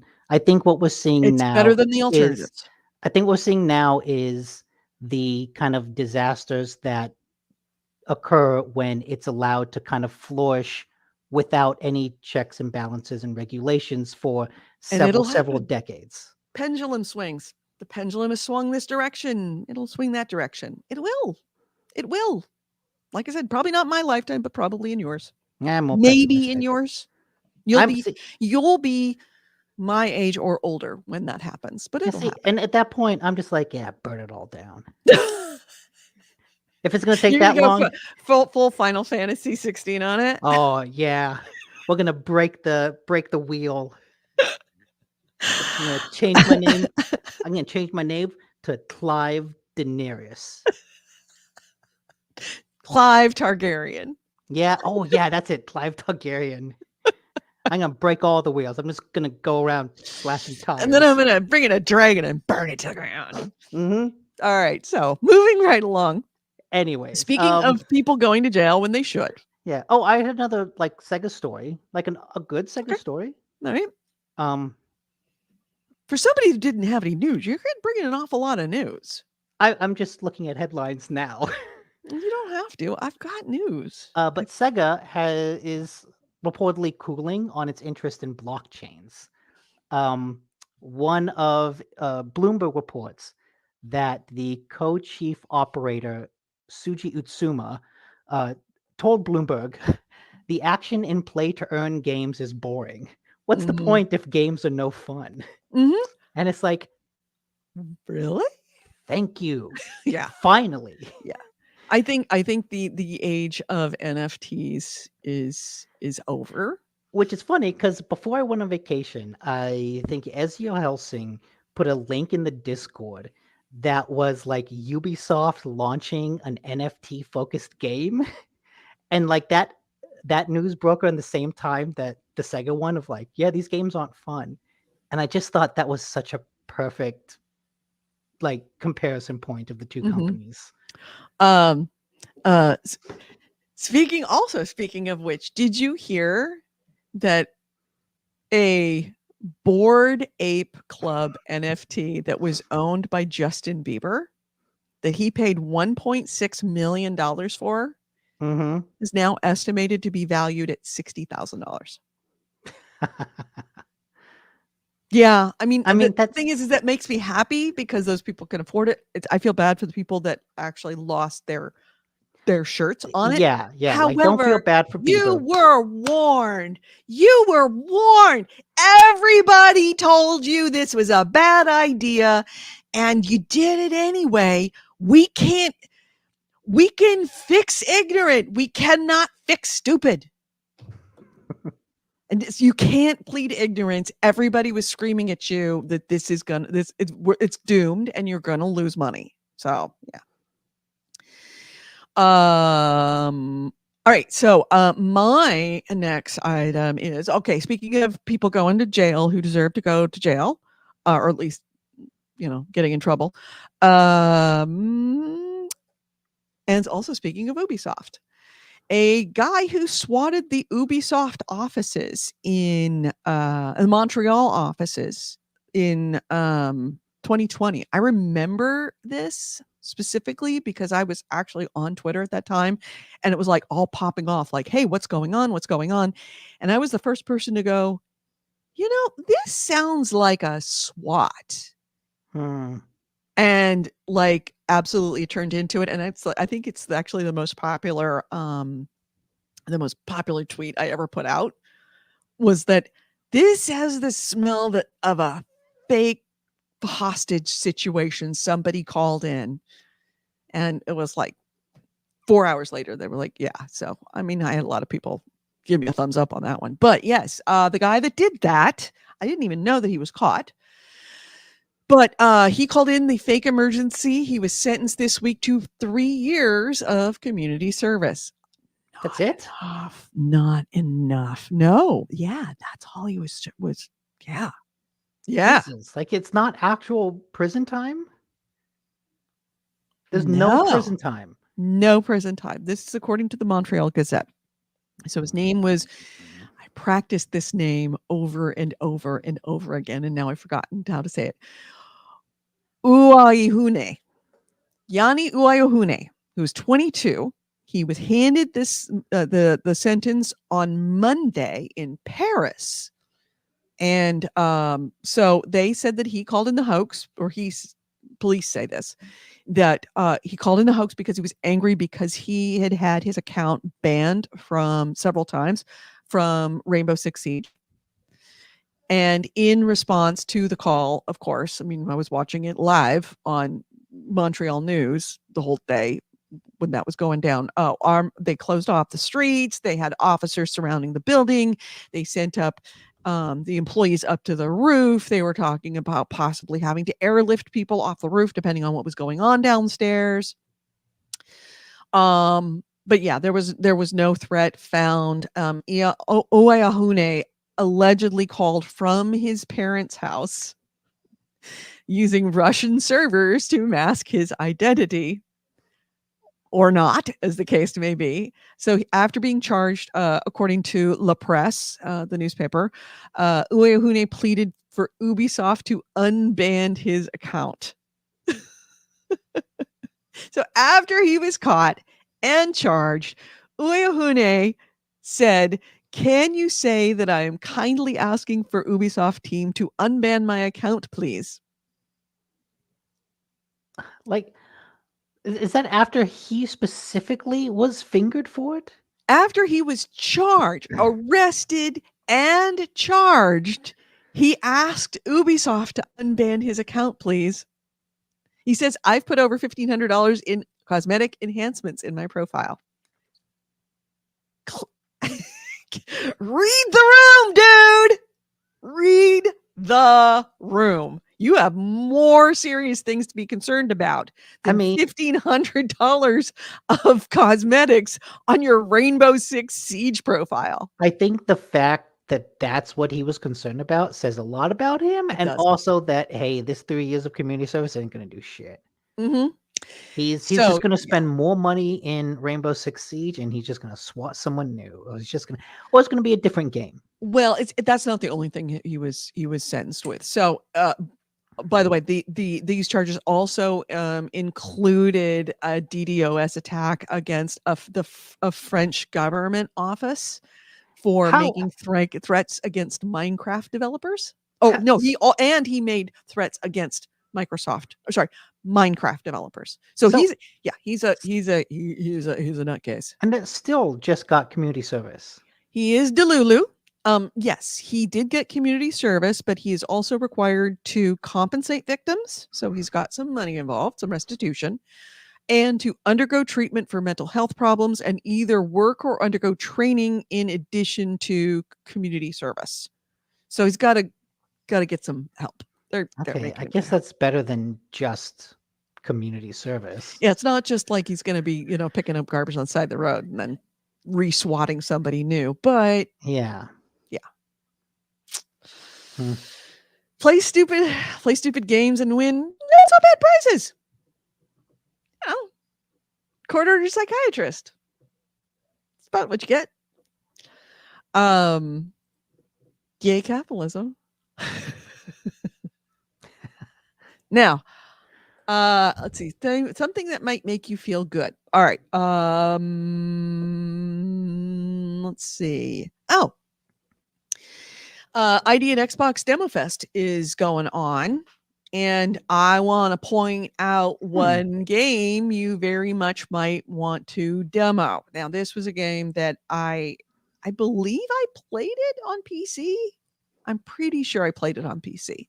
I know I've seen it. I know I've messed around with it. I just can't remember where and when. But there's a game called The Wandering Village you might want to consider. Let me see if I can. Sounds vaguely familiar. Yeah, it's essentially like a village builder. Wandering Village. Pull it up. It's like a little village builder, except it's got the angle on it is that your village is on the back of a gigantic beast that is walking along paths. So you have to concern yourself not only with creating the actual town and building things, a builder, but you also have to worry about the animal and where the animal is traveling, because it's going along roads and there are hazards within those roads that you have to consider. And you can make the beast go faster or slower. You have to feed the beast. So you've got to build, like farms to feed the beast to keep it moving. So things keep happening. But you can see as you're walking through, you can see that the beast is moving right along. Yeah. And so this is a demo available? This is a demo available. It is available on, I believe it is ID at Xbox. It is a demo. So you can let me see if I can get to it. So let's see. Yeah, there's like the beast walking, and you essentially you're seeing a map. So you're seeing things on the map that you could be traveling to and hazards on the map that you want to be avoiding. So it's you're directing the beast while you're also building this village that is helping the beast to stay alive and giving the beast instructions. It's really cool. That's a cool idea. Is that on console or PC? It is on console, ID at Xbox. Okay. I remember the last time they had that, they did a really bad job of surfacing those demos like on the storefront. Mm-hmm. I hope they do better this time because this looks cool. Yeah. So I would recommend giving the Wandering Village a try. There's a bunch of other ones too, including God, I'm having a brain fart. The name of the big game coming up is Liza P. It's also on there. Mm. So yeah, the demo is available for that. You can give that a shot as well. You played the demo? Yeah, you played the demo. Liza P? Yeah, I played it. And you were not as impressed as everybody else was. Yeah, it was a game that felt really, really good in every way except the way that its health regeneration system worked with blocking and all that. I thought it kind of uh, was the worst of. It tried to combine Sekiro and Bloodborne and ended up being the worst of both worlds. Right. That's But what I remember you saying. yeah, but then everything else about it is so cool, and so it's very conflicting. No. So you might want to give it a try. I'm gonna probably demo it on Xbox as well. Probably if it goes, especially if it goes on Game Pass, I would definitely pick it up and play I it mean, because it's cool. It's a really, really neat idea. It's a game on top of a game on top of a game. yeah, the Wandering Village, you mean? Wandering Village, yeah. Yeah, no, if that's on Game Pass, I would absolutely, Yep. definitely pick that up. And my last item. Yes, this is my last item. So, something a little feel good story about people getting what they deserve. Activision has found a new and very, very crafty way of identifying cheaters and essentially making cheaters catch themselves out. So it's always been a cat and mouse of cheat in all games. It's always a cat and mouse of cheaters and people trying to catch them cheating so that they can kick them off. Well, especially with Call of Duty, that's particularly difficult. They've tried other things like making them unsee targets and taking their guns away, but that's almost punitive after you've caught them cheating. They are now including a new tactic that actually makes that not only hinders the cheater, but also makes it obvious that the cheater is cheating. And what it is they create hallucinations. So when the Activision systems suspect a cheater, what they will do is they will create a hallucination. And this hallucination doesn't impact legitimate players. It doesn't impact anybody else but the person that they think might be cheating. And each hallucination is a clone of a legitimate player playing in that match. Okay? Okay. So you have a hallucination of a player in the match that is a identical hallucination, identical to a real person playing. And then this is disorients hackers. But here's the really clever part is that the real player, the actual clone, the hallucinations move and they interact with the world just as a human player would. And it tricks the cheater into thinking they've encountered a real player. So cheaters can't tell the difference between a real player and a hallucination that looks like a real player in that same match. So they react to them, they try to shoot them, they work around them, they use all of the, cheats that they have on this player. By the way, cheats, the hallucinations emit the same kinds of information that cheaters receive for legitimate players through their cheat tools. So they'll see something, it's emitting information that looks like a cheat, and if they react to that hallucination, they're caught. They are absolutely caught, because only would they be reacting to that hallucination if they, in that way, unless they would have be cheated. So this isn't just something that cheaters will see. This is something they can do for suspected cheaters, right? To confirm, because if they react to those hallucinations in a way that is consistent with the way they would have reacted to someone using a cheat, then they catch themselves out essentially. Yeah. On cheating. It's Hmm. genius. Genius. And I've seen pictures of them. They're identical. You can't tell the difference. The real one and a fake one. I mean, the You know, real solution player and clearly is to just not shoot anybody. yeah. Just play Call of Duty in pacifist mode. Well, no. The solution is don't cheat. Because if you react to that player like a normal person, right? Then you're not cheating. But if you react to that hallucination like it's using the information that is emitted that a normal non-cheater wouldn't see, if you react to that like you're seeing it, clearly it's because you're cheating. Yeah, I guess. Yeah, reacting doesn't just mean shooting. It means hiding from, Right. running towards. Seeing somebody crouch when there's no way they would have been able to see that person a ways away, but because they're doing ESP, they can actually see through walls and see where things are. Right.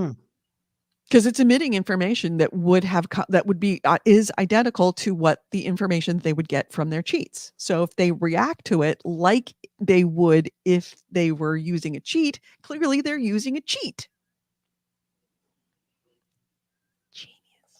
Genius. I I like this idea. love to see cheaters get caught. I would never play Rust, but I so enjoy watching Komomo catch Rust cheaters. I will watch that all day and all night. I've sat on his stream. I have sent him bits because I so enjoy watching him bust cheaters. It's called the Ricochet anti-cheat. Yeah. Old news, console players. How does it feel when you have to wait for ports? Yeah, true. Talking about Wandering Village.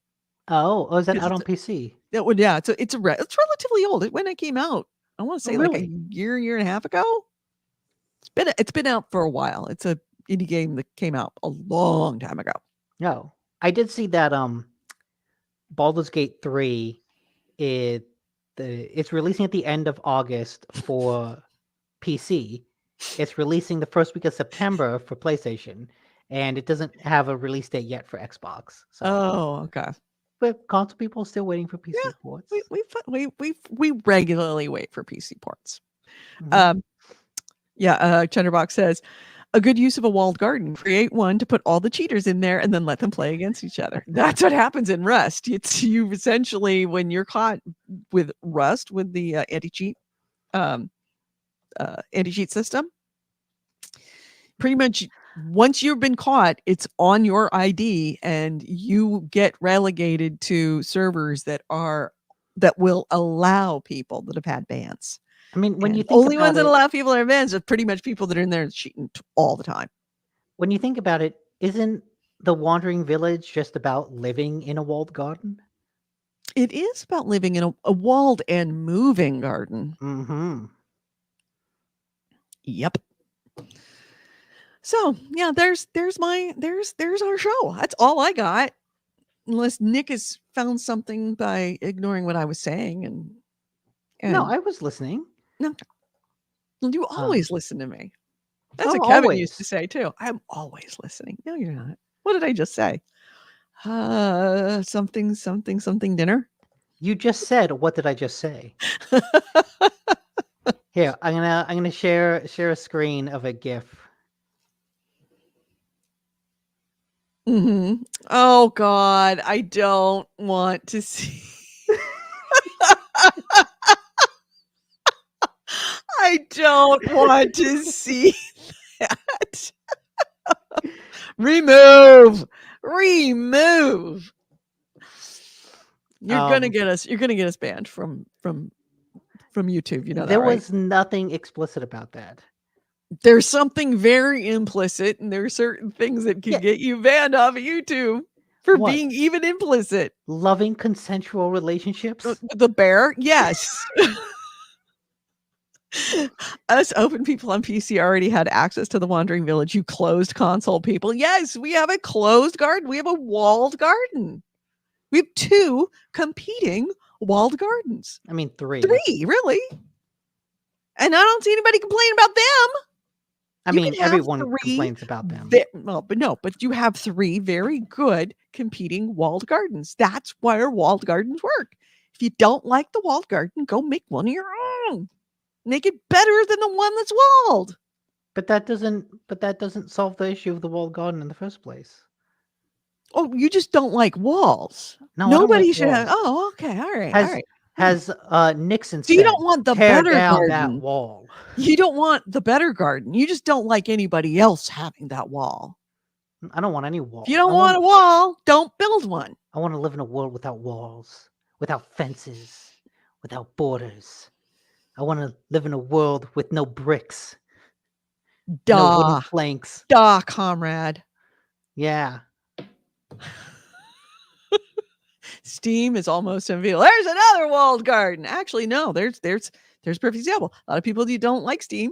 So they go to GOG and a bunch of other places that you can actually pick up stuff. Epic even has their own, for money walled garden, for money competition for Steam. I think Steam still dominant? Yes, but it's not like you have to do Steam if you want GOG to is the play opposite. something. From what I believe with GOG is Mhm. they only sell stuff without DRM. Right. And so Exactly. like every walled garden creates an opportunity for you to make a big fucking national park. All you have to No, do what is I'm to have saying the is- will to decide to make it a national park as opposed to a for pay profitable walled garden. Merlin changed Nick into a bird when he was young, and he can't forget the lack of borders he saw. I just don't like walls, you know? I look around all these houses with walls and support beams, and I think that's bullshit. Says the man living on which floor? 7th floor? 4th. The 4th floor. Yeah, 4th floor. It's a great view from up here. I love it. Oh yeah. And where do you live? In the middle of Silicon Valley. Yeah, yeah. Mm-hmm. Mm-hmm. So you can trust me when I say burn it all down. You're like It's one just of not those, me, just not me. God, you're like one of those boomer hippies who's like, yeah, man, everything should be free. And it's like, yeah, do you have a 401k? Fuck no, somebody else can take care of me. What? Oh no, I've got a 401k because I fully expect to be working until I'm 90. Right. But it's that same idea of everything's free unless it's somebody asking for you to do something. And it's like, oh, I don't pay taxes. Well, then how do you expect it to be free? No, I pay taxes. I'm just saying there's a difference between wanting to what's the word? It says I can tell how long I've been married based on my Steam profile. Oh wow, that's impressive. Well, but the kind of games that you have, is that what it is? Like what's the games? Then go live in the forest, he says. Is the game payment system for games via Steam to take a cut though? Yes, they do. Yeah. Oh yeah. In fact, they take a horrible cut. Yeah. More than Apple. Yeah, way more than Apple. I mean, I don't know if way more, but just as much. That's a good question. What is the profit cut for Steam? I think games? It's 30% Takes 30%, although some developers may have negotiated a smaller cut, for example, for exclusivity. And I do believe that there's if you sell 5 million copies, then at that point forward you get more of a cut. Uh-huh. So for the super big games, the more you sell, the more. Yeah, here's I actually found a really interesting website that's called Let's Make a Game. I did the wrong one. Add to the stream. Okay. It's called Let's Make a Game, and it is a Steam profit calculator. Hey, I need you to get up, Shepard. There we go. Steam revenue calculator. So you could see how much of your profit, if you make $100,000 in revenue, your net profit is $39,000 if you sell on Steam. Oh, really? Jesus, Mhm. that For sucks. 250 reviews at price of $10, they estimate that you would make a revenue of $100,000 with a net profit of 39,000. Yeah, see, that's awful. Fuck that walled garden. And let's say that there's 1,000 reviews. Total revenue is going to be $2.4 million with a net profit of 640 or 949,000. So what affects ratings to scales? Ratings times 40 equals sales. So technically one rating equates to 40 purchases. Take step 30% of the cut, although some developers may have negotiated a smaller cut. But this number is probably the standard for indie game developers. Steam also has a $100 per game per $100 fee per game, which may be more relevant for lower numbers. For Epic Game Stores, it would have been roughly, I think that meant 12%. But this whole method relies on the number of reviews, which are not available for on Epic. So For the wait, what moment. are they how do they factor in reviews to profit? They've created that's the calculation that they use based on probably looking at hundreds and hundreds and hundreds of games, seeing what their sales were, seeing what their number of reviews were on those games, and then creating this ratio. So I wonder what do the ratings matter? Just that if it's not that the ratings cause 40 sales, it's that the number of ratings is an indicator of how many times that game has sold. Okay, it's a So correlation. essentially 1 in 40 people that have purchased a game review it. That's what that is saying. Okay, so it's not a causation, it's correlation. No, it's a correlation. So one rating correlates to approximately 40 sales. That is just a rule of thumb. And so like looking at what affects the profits, I still don't understand how the net profit is like 60% is only 40%. The best way to get a rough estimate of the total earnings and profitability is to get game ratings and multiply by some factor, but you should also consider the other spendings, i.e. the platform cut. The calculated numbers will probably be less accurate for games with a low amount of reviews. Also, for very popular big AAA games, as they may have unique deals with the platform holder. Okay, wait, scroll down, go past reviews to sales. Right? We talked about that. The Steam cut. Okay. Oh, so they're factoring some game refunds. Right. Okay. Steam Average number seasonal is about discount. 5% is usually. Steam seasonal sales and discounts, and then regional popularity. Okay. Publishers outside capital. Okay, so they're trying to factor in like Taxes. okay, so they're factoring in like the budget of the game. Right. So here's a quick example of an indie game Steam store page and revenue profit calculation based on our pages data. So it had 1,628 reviews, the price of $15.99. The total revenue is probably about just a little over $1 million with a net profit of about 412.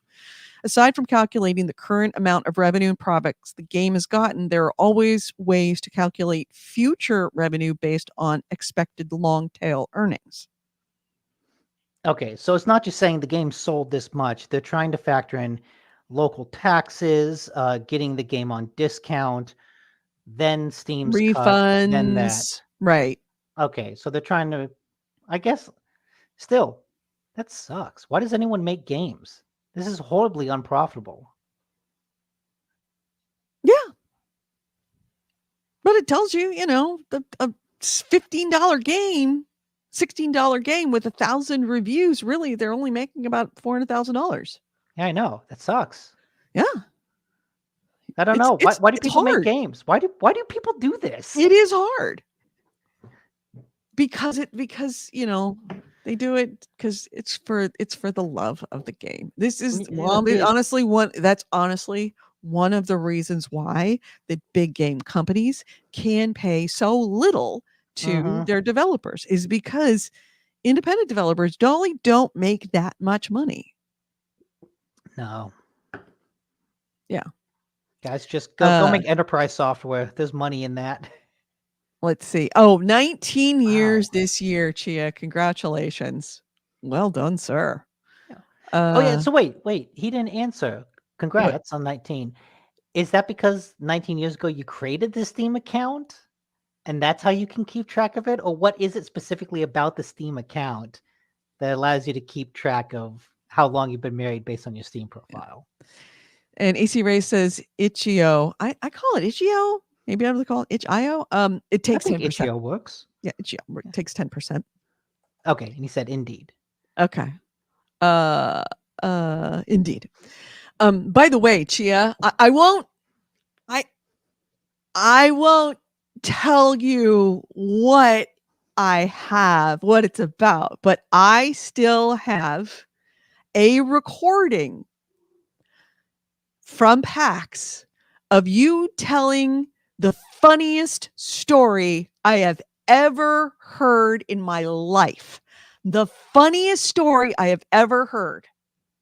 And you know what it's about. We were all in a bar and Steve started it telling him about a little something that you had, let's just say a medical procedure you had done courtesy of the US Army, I believe it was. And I have a recording of it. Still the funniest fucking thing I have ever heard in my life. I have never laughed that hard. I still remember how much pain I was in. That he says, I already know. Was One of I these days. there? No, Okay, because I this don't is remember long this. before you. This was back with the Platform Nation days. Mm. Yep. Great story. Great story. If you ever wanted, actually, you probably couldn't repeat that performance. I don't know if you could just like pull that out, but that's right up there, like stand-up comedy epic like style. Historic funny story. Hmm. In fact, you are the reason why I have this kind of idea in my head of a podcast, and I don't want to tell any, like divulge because somebody probably would take it. But it's essentially based on the idea of people that have had a really funny story. Like that one guy who has that story that everybody remembers the funniest freaking story ever. Yeah, and you were definitely like, my brother was one, and you had been the other one. He says I could not tell that story in public today. No. That would get you demonetized. No, So see, anyway. you just make that a subscriber exclusive. Oh yeah, I could do that. Do you mind if I sell that on our Patreon? I'm not going to. No, I respect you and I love you way too much to ever make that public. But it's a bit like, I don't know if you know it's a thing, but like in the Bay Area, there was a radio station that every Thanksgiving they would play the full version of Alice's Restaurants, the like 19-minute version of Arlo Guthrie's Alice's Restaurant. That's mostly a story that has the song put into it. And it was kind of, a tradition, a Bay Area tradition. You turned on KFOG and everybody at noon and everybody listened to Alice's Restaurant. That's what that thing is to me, is that if I'm having a really, really, really bad day, I pull out that recording and it makes me laugh. And I don't know if you know, but like the last 7 years for me have been not a lot of things to laugh about, but that story has gotten me through some very dark times. So I want to say thank you. Thank you for the story. Thank you for the thing that happened to make the story. And I'm so glad to see you, dude.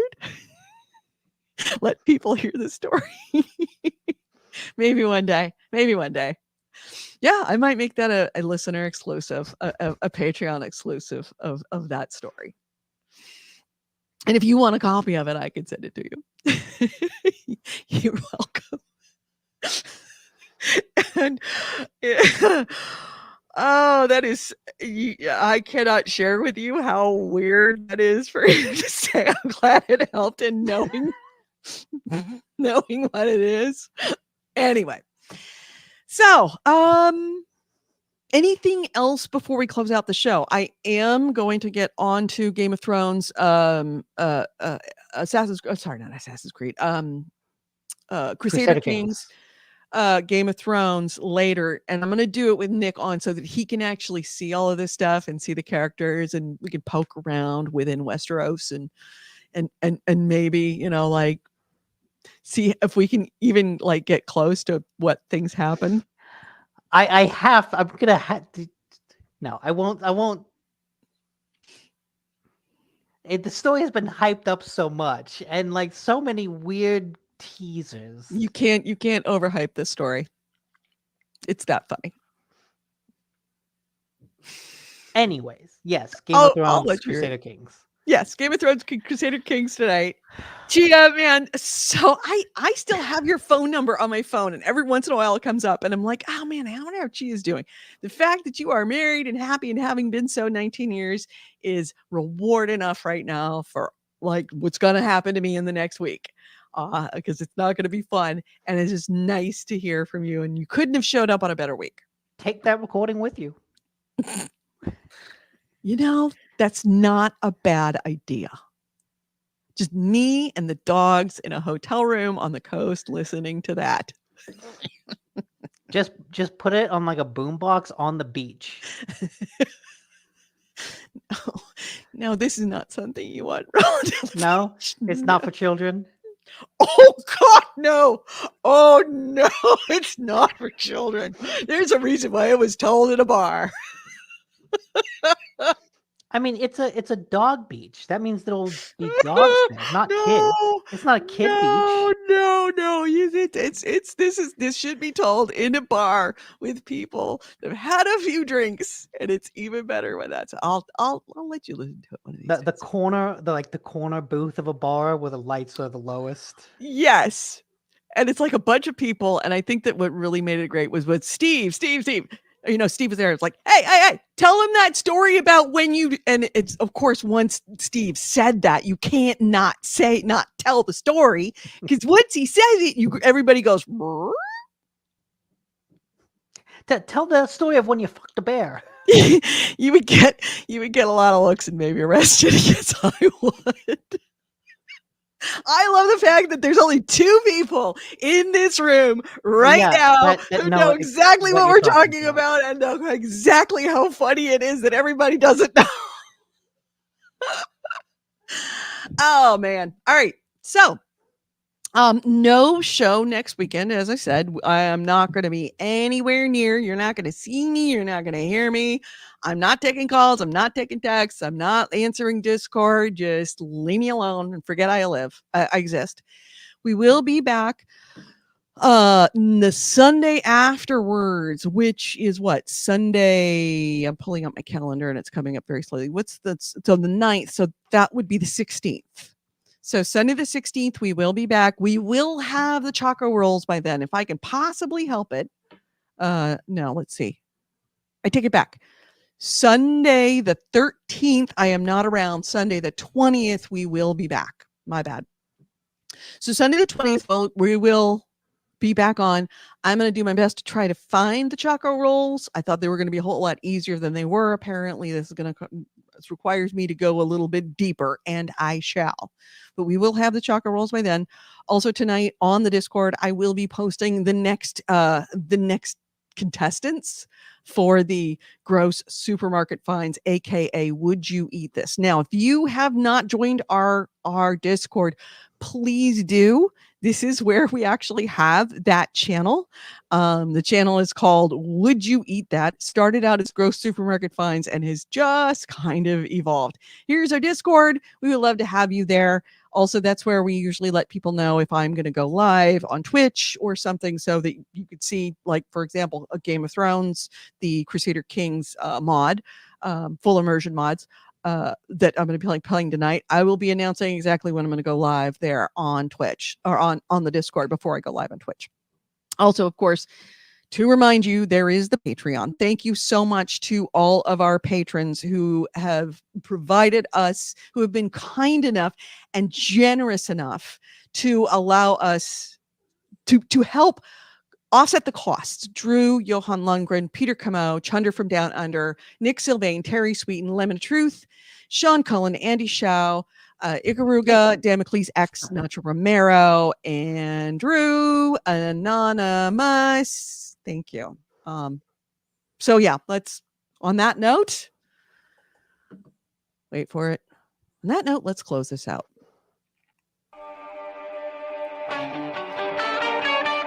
You've been listening to GameHounds. GameHounds episode 686. We did record this on Sunday, July 9th, 2023. I'm Edie Sellers. With me has been Nick Nicola. Ways to get a hold of us: gamehounds.net is our website. Gamehounds@gmail.com is our email. We record the show live every Sunday at 2 p.m. Pacific, 5 p.m. Eastern on YouTube and on Twitch. On YouTube, we are at GameHounds Vids, VIDS as in videos. On Twitch, we are the GameHounds. We would love to have you join us. Thank you to everybody in the chat room. Chia, of course, Shunder, AC Wraith. We had Blood Reaper. I know we had somebody else in here that was here, just kind of came in and left, and I can't remember who it was. One of our long-term listeners. I'm sorry if I can't find your. I think you only made one comment, but thank you for being here, and we hope to see you next week. Corey Wallace, that's who it was. Corey Wallace, thank you for being here. Hopefully, we will see you all not next week, but 2 weeks from now, when we also do our next "Would You Eat That" find. Let's see, what else do we have to talk about? The audio podcast. Yes, I will catch up on doing the audio podcast. I promise, but it is on audio, at least up until like a month and a half ago. iTunes, iHeartRadio. No, not iHeartRadio. iTunes, Spotify, Google Play. It is under GameHounds Podcast. If you do listen to it as an audio show, please do me a favor. Leave us some feedback. It does a couple of things. One, it lets us know how we're doing and we can improve the show. Yeah, especially if you have any ideas of things you would like us to do. But even more importantly, it makes it easier for other people to find. So if you are a new listener or a listener that have been around since forever, thank you so much for listening. We will talk to you next week, 2 weeks from now. Have a great couple of weeks. Enjoy yourself. Stay out of the heat. Stay out of the sun. Drink water. Bye.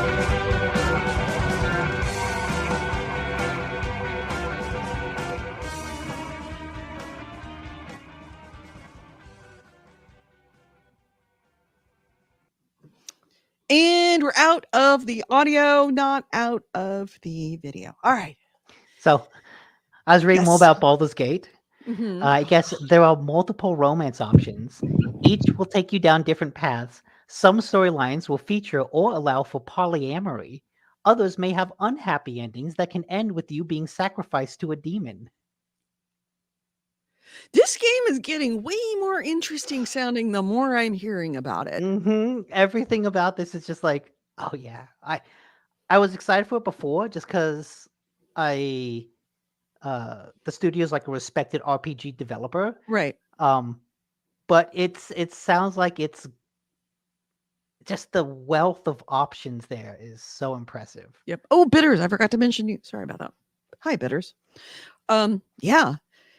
It's either that game is at this point, I'm a little afraid about how much they're hyping it because inevitably it has been that the more games have been hyped, the worse they have been. I mean, at least in the last couple of years. Comparatively, it's not getting a lot of hype. I think all of its hype is overshadowed by Starfield. This feels like more of the underdog RPG, if anything else. Yeah, I guess maybe. Just wish they wouldn't.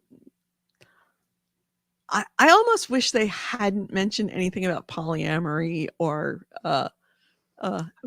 bear love. What's funny is because I would love to have had that be a surprise for everybody. In the article, they were just like showing off. It was like, hey, we're presenting this at a convention, and they were just presenting this scene of like the guy with the druid, and I guess they were letting the scene play out and letting the audience choose the responses.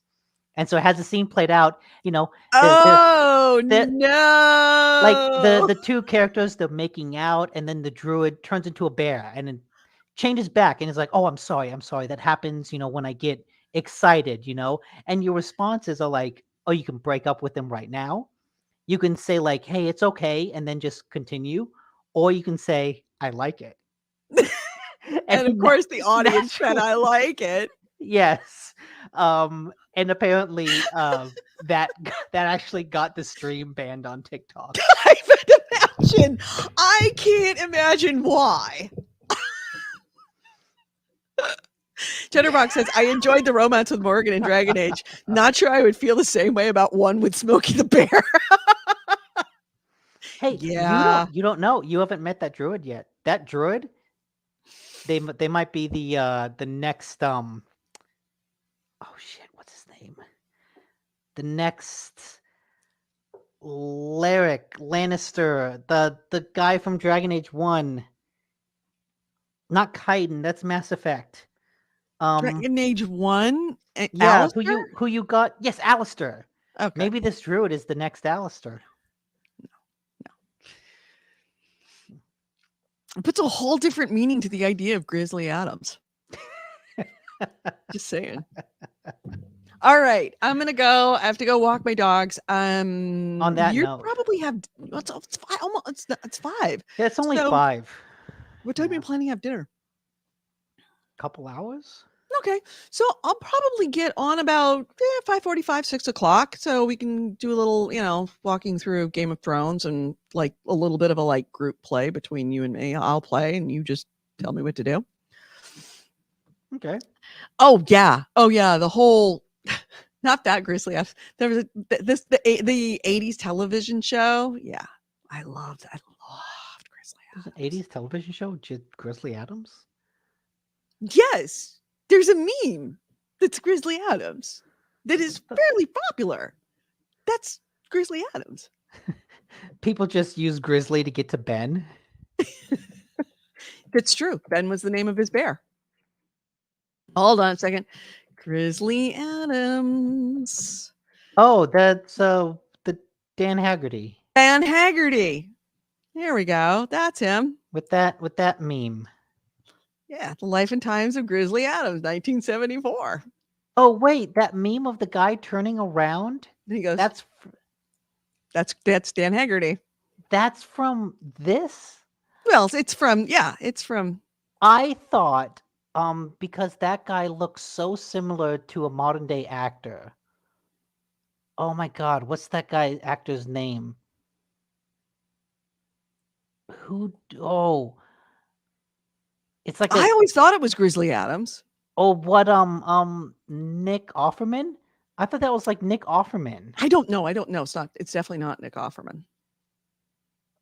I thought if you've ever seen Parks and Recreations, the like, oh, you would know Nick Offerman if you see him, but if you find a picture of him and then just imagine him with a full beard, Mm-hmm. they could be brothers. Yeah. Possibly. So you're thinking of Hunter Mark Uptain. That's a whole different thing. Or Timothy Treadwell, another one. But yeah, Grizzly Adams was a television series in the 70s or it was the 80s, maybe 70s. That yes, I watched on television first run as a child. Jeremiah Johnson, nod of approval. Jeremiah Johnson. Now, maybe I was wrong. Maybe I thought it was Grizzly Adams. Who's Jeremiah Johnson? Jeremiah Johnson. Jeremiah Johnson's a Robert film. Redford. It's a Robert Redford film by Sidney Pollack and starring Robert Redford as the title character, Will Gear as Bear Claw. Oh, yeah. Okay. Thank you, Mashable. Yes, the nodding meme guy is Robert Redford, not Zach Galifianakis. Zach Galifianakis, that's what he looks like. Yeah. Really, that's Robert Redford. I never would have guessed that. Oh, yeah, I guess it is. Wow, I didn't know that was Robert Redford. see if we can find his face here. There it is. Mm-hmm. I just happened to find, just a very brief moment in the middle of a fight. So yeah, anyway. Chunderbox, you will find me under Ezio. Excuse me? Oh yeah. They're talking about Diablo 4. Oh, okay. Yeah, Chunder and Ezio. I thought you meant Baldur's Gate.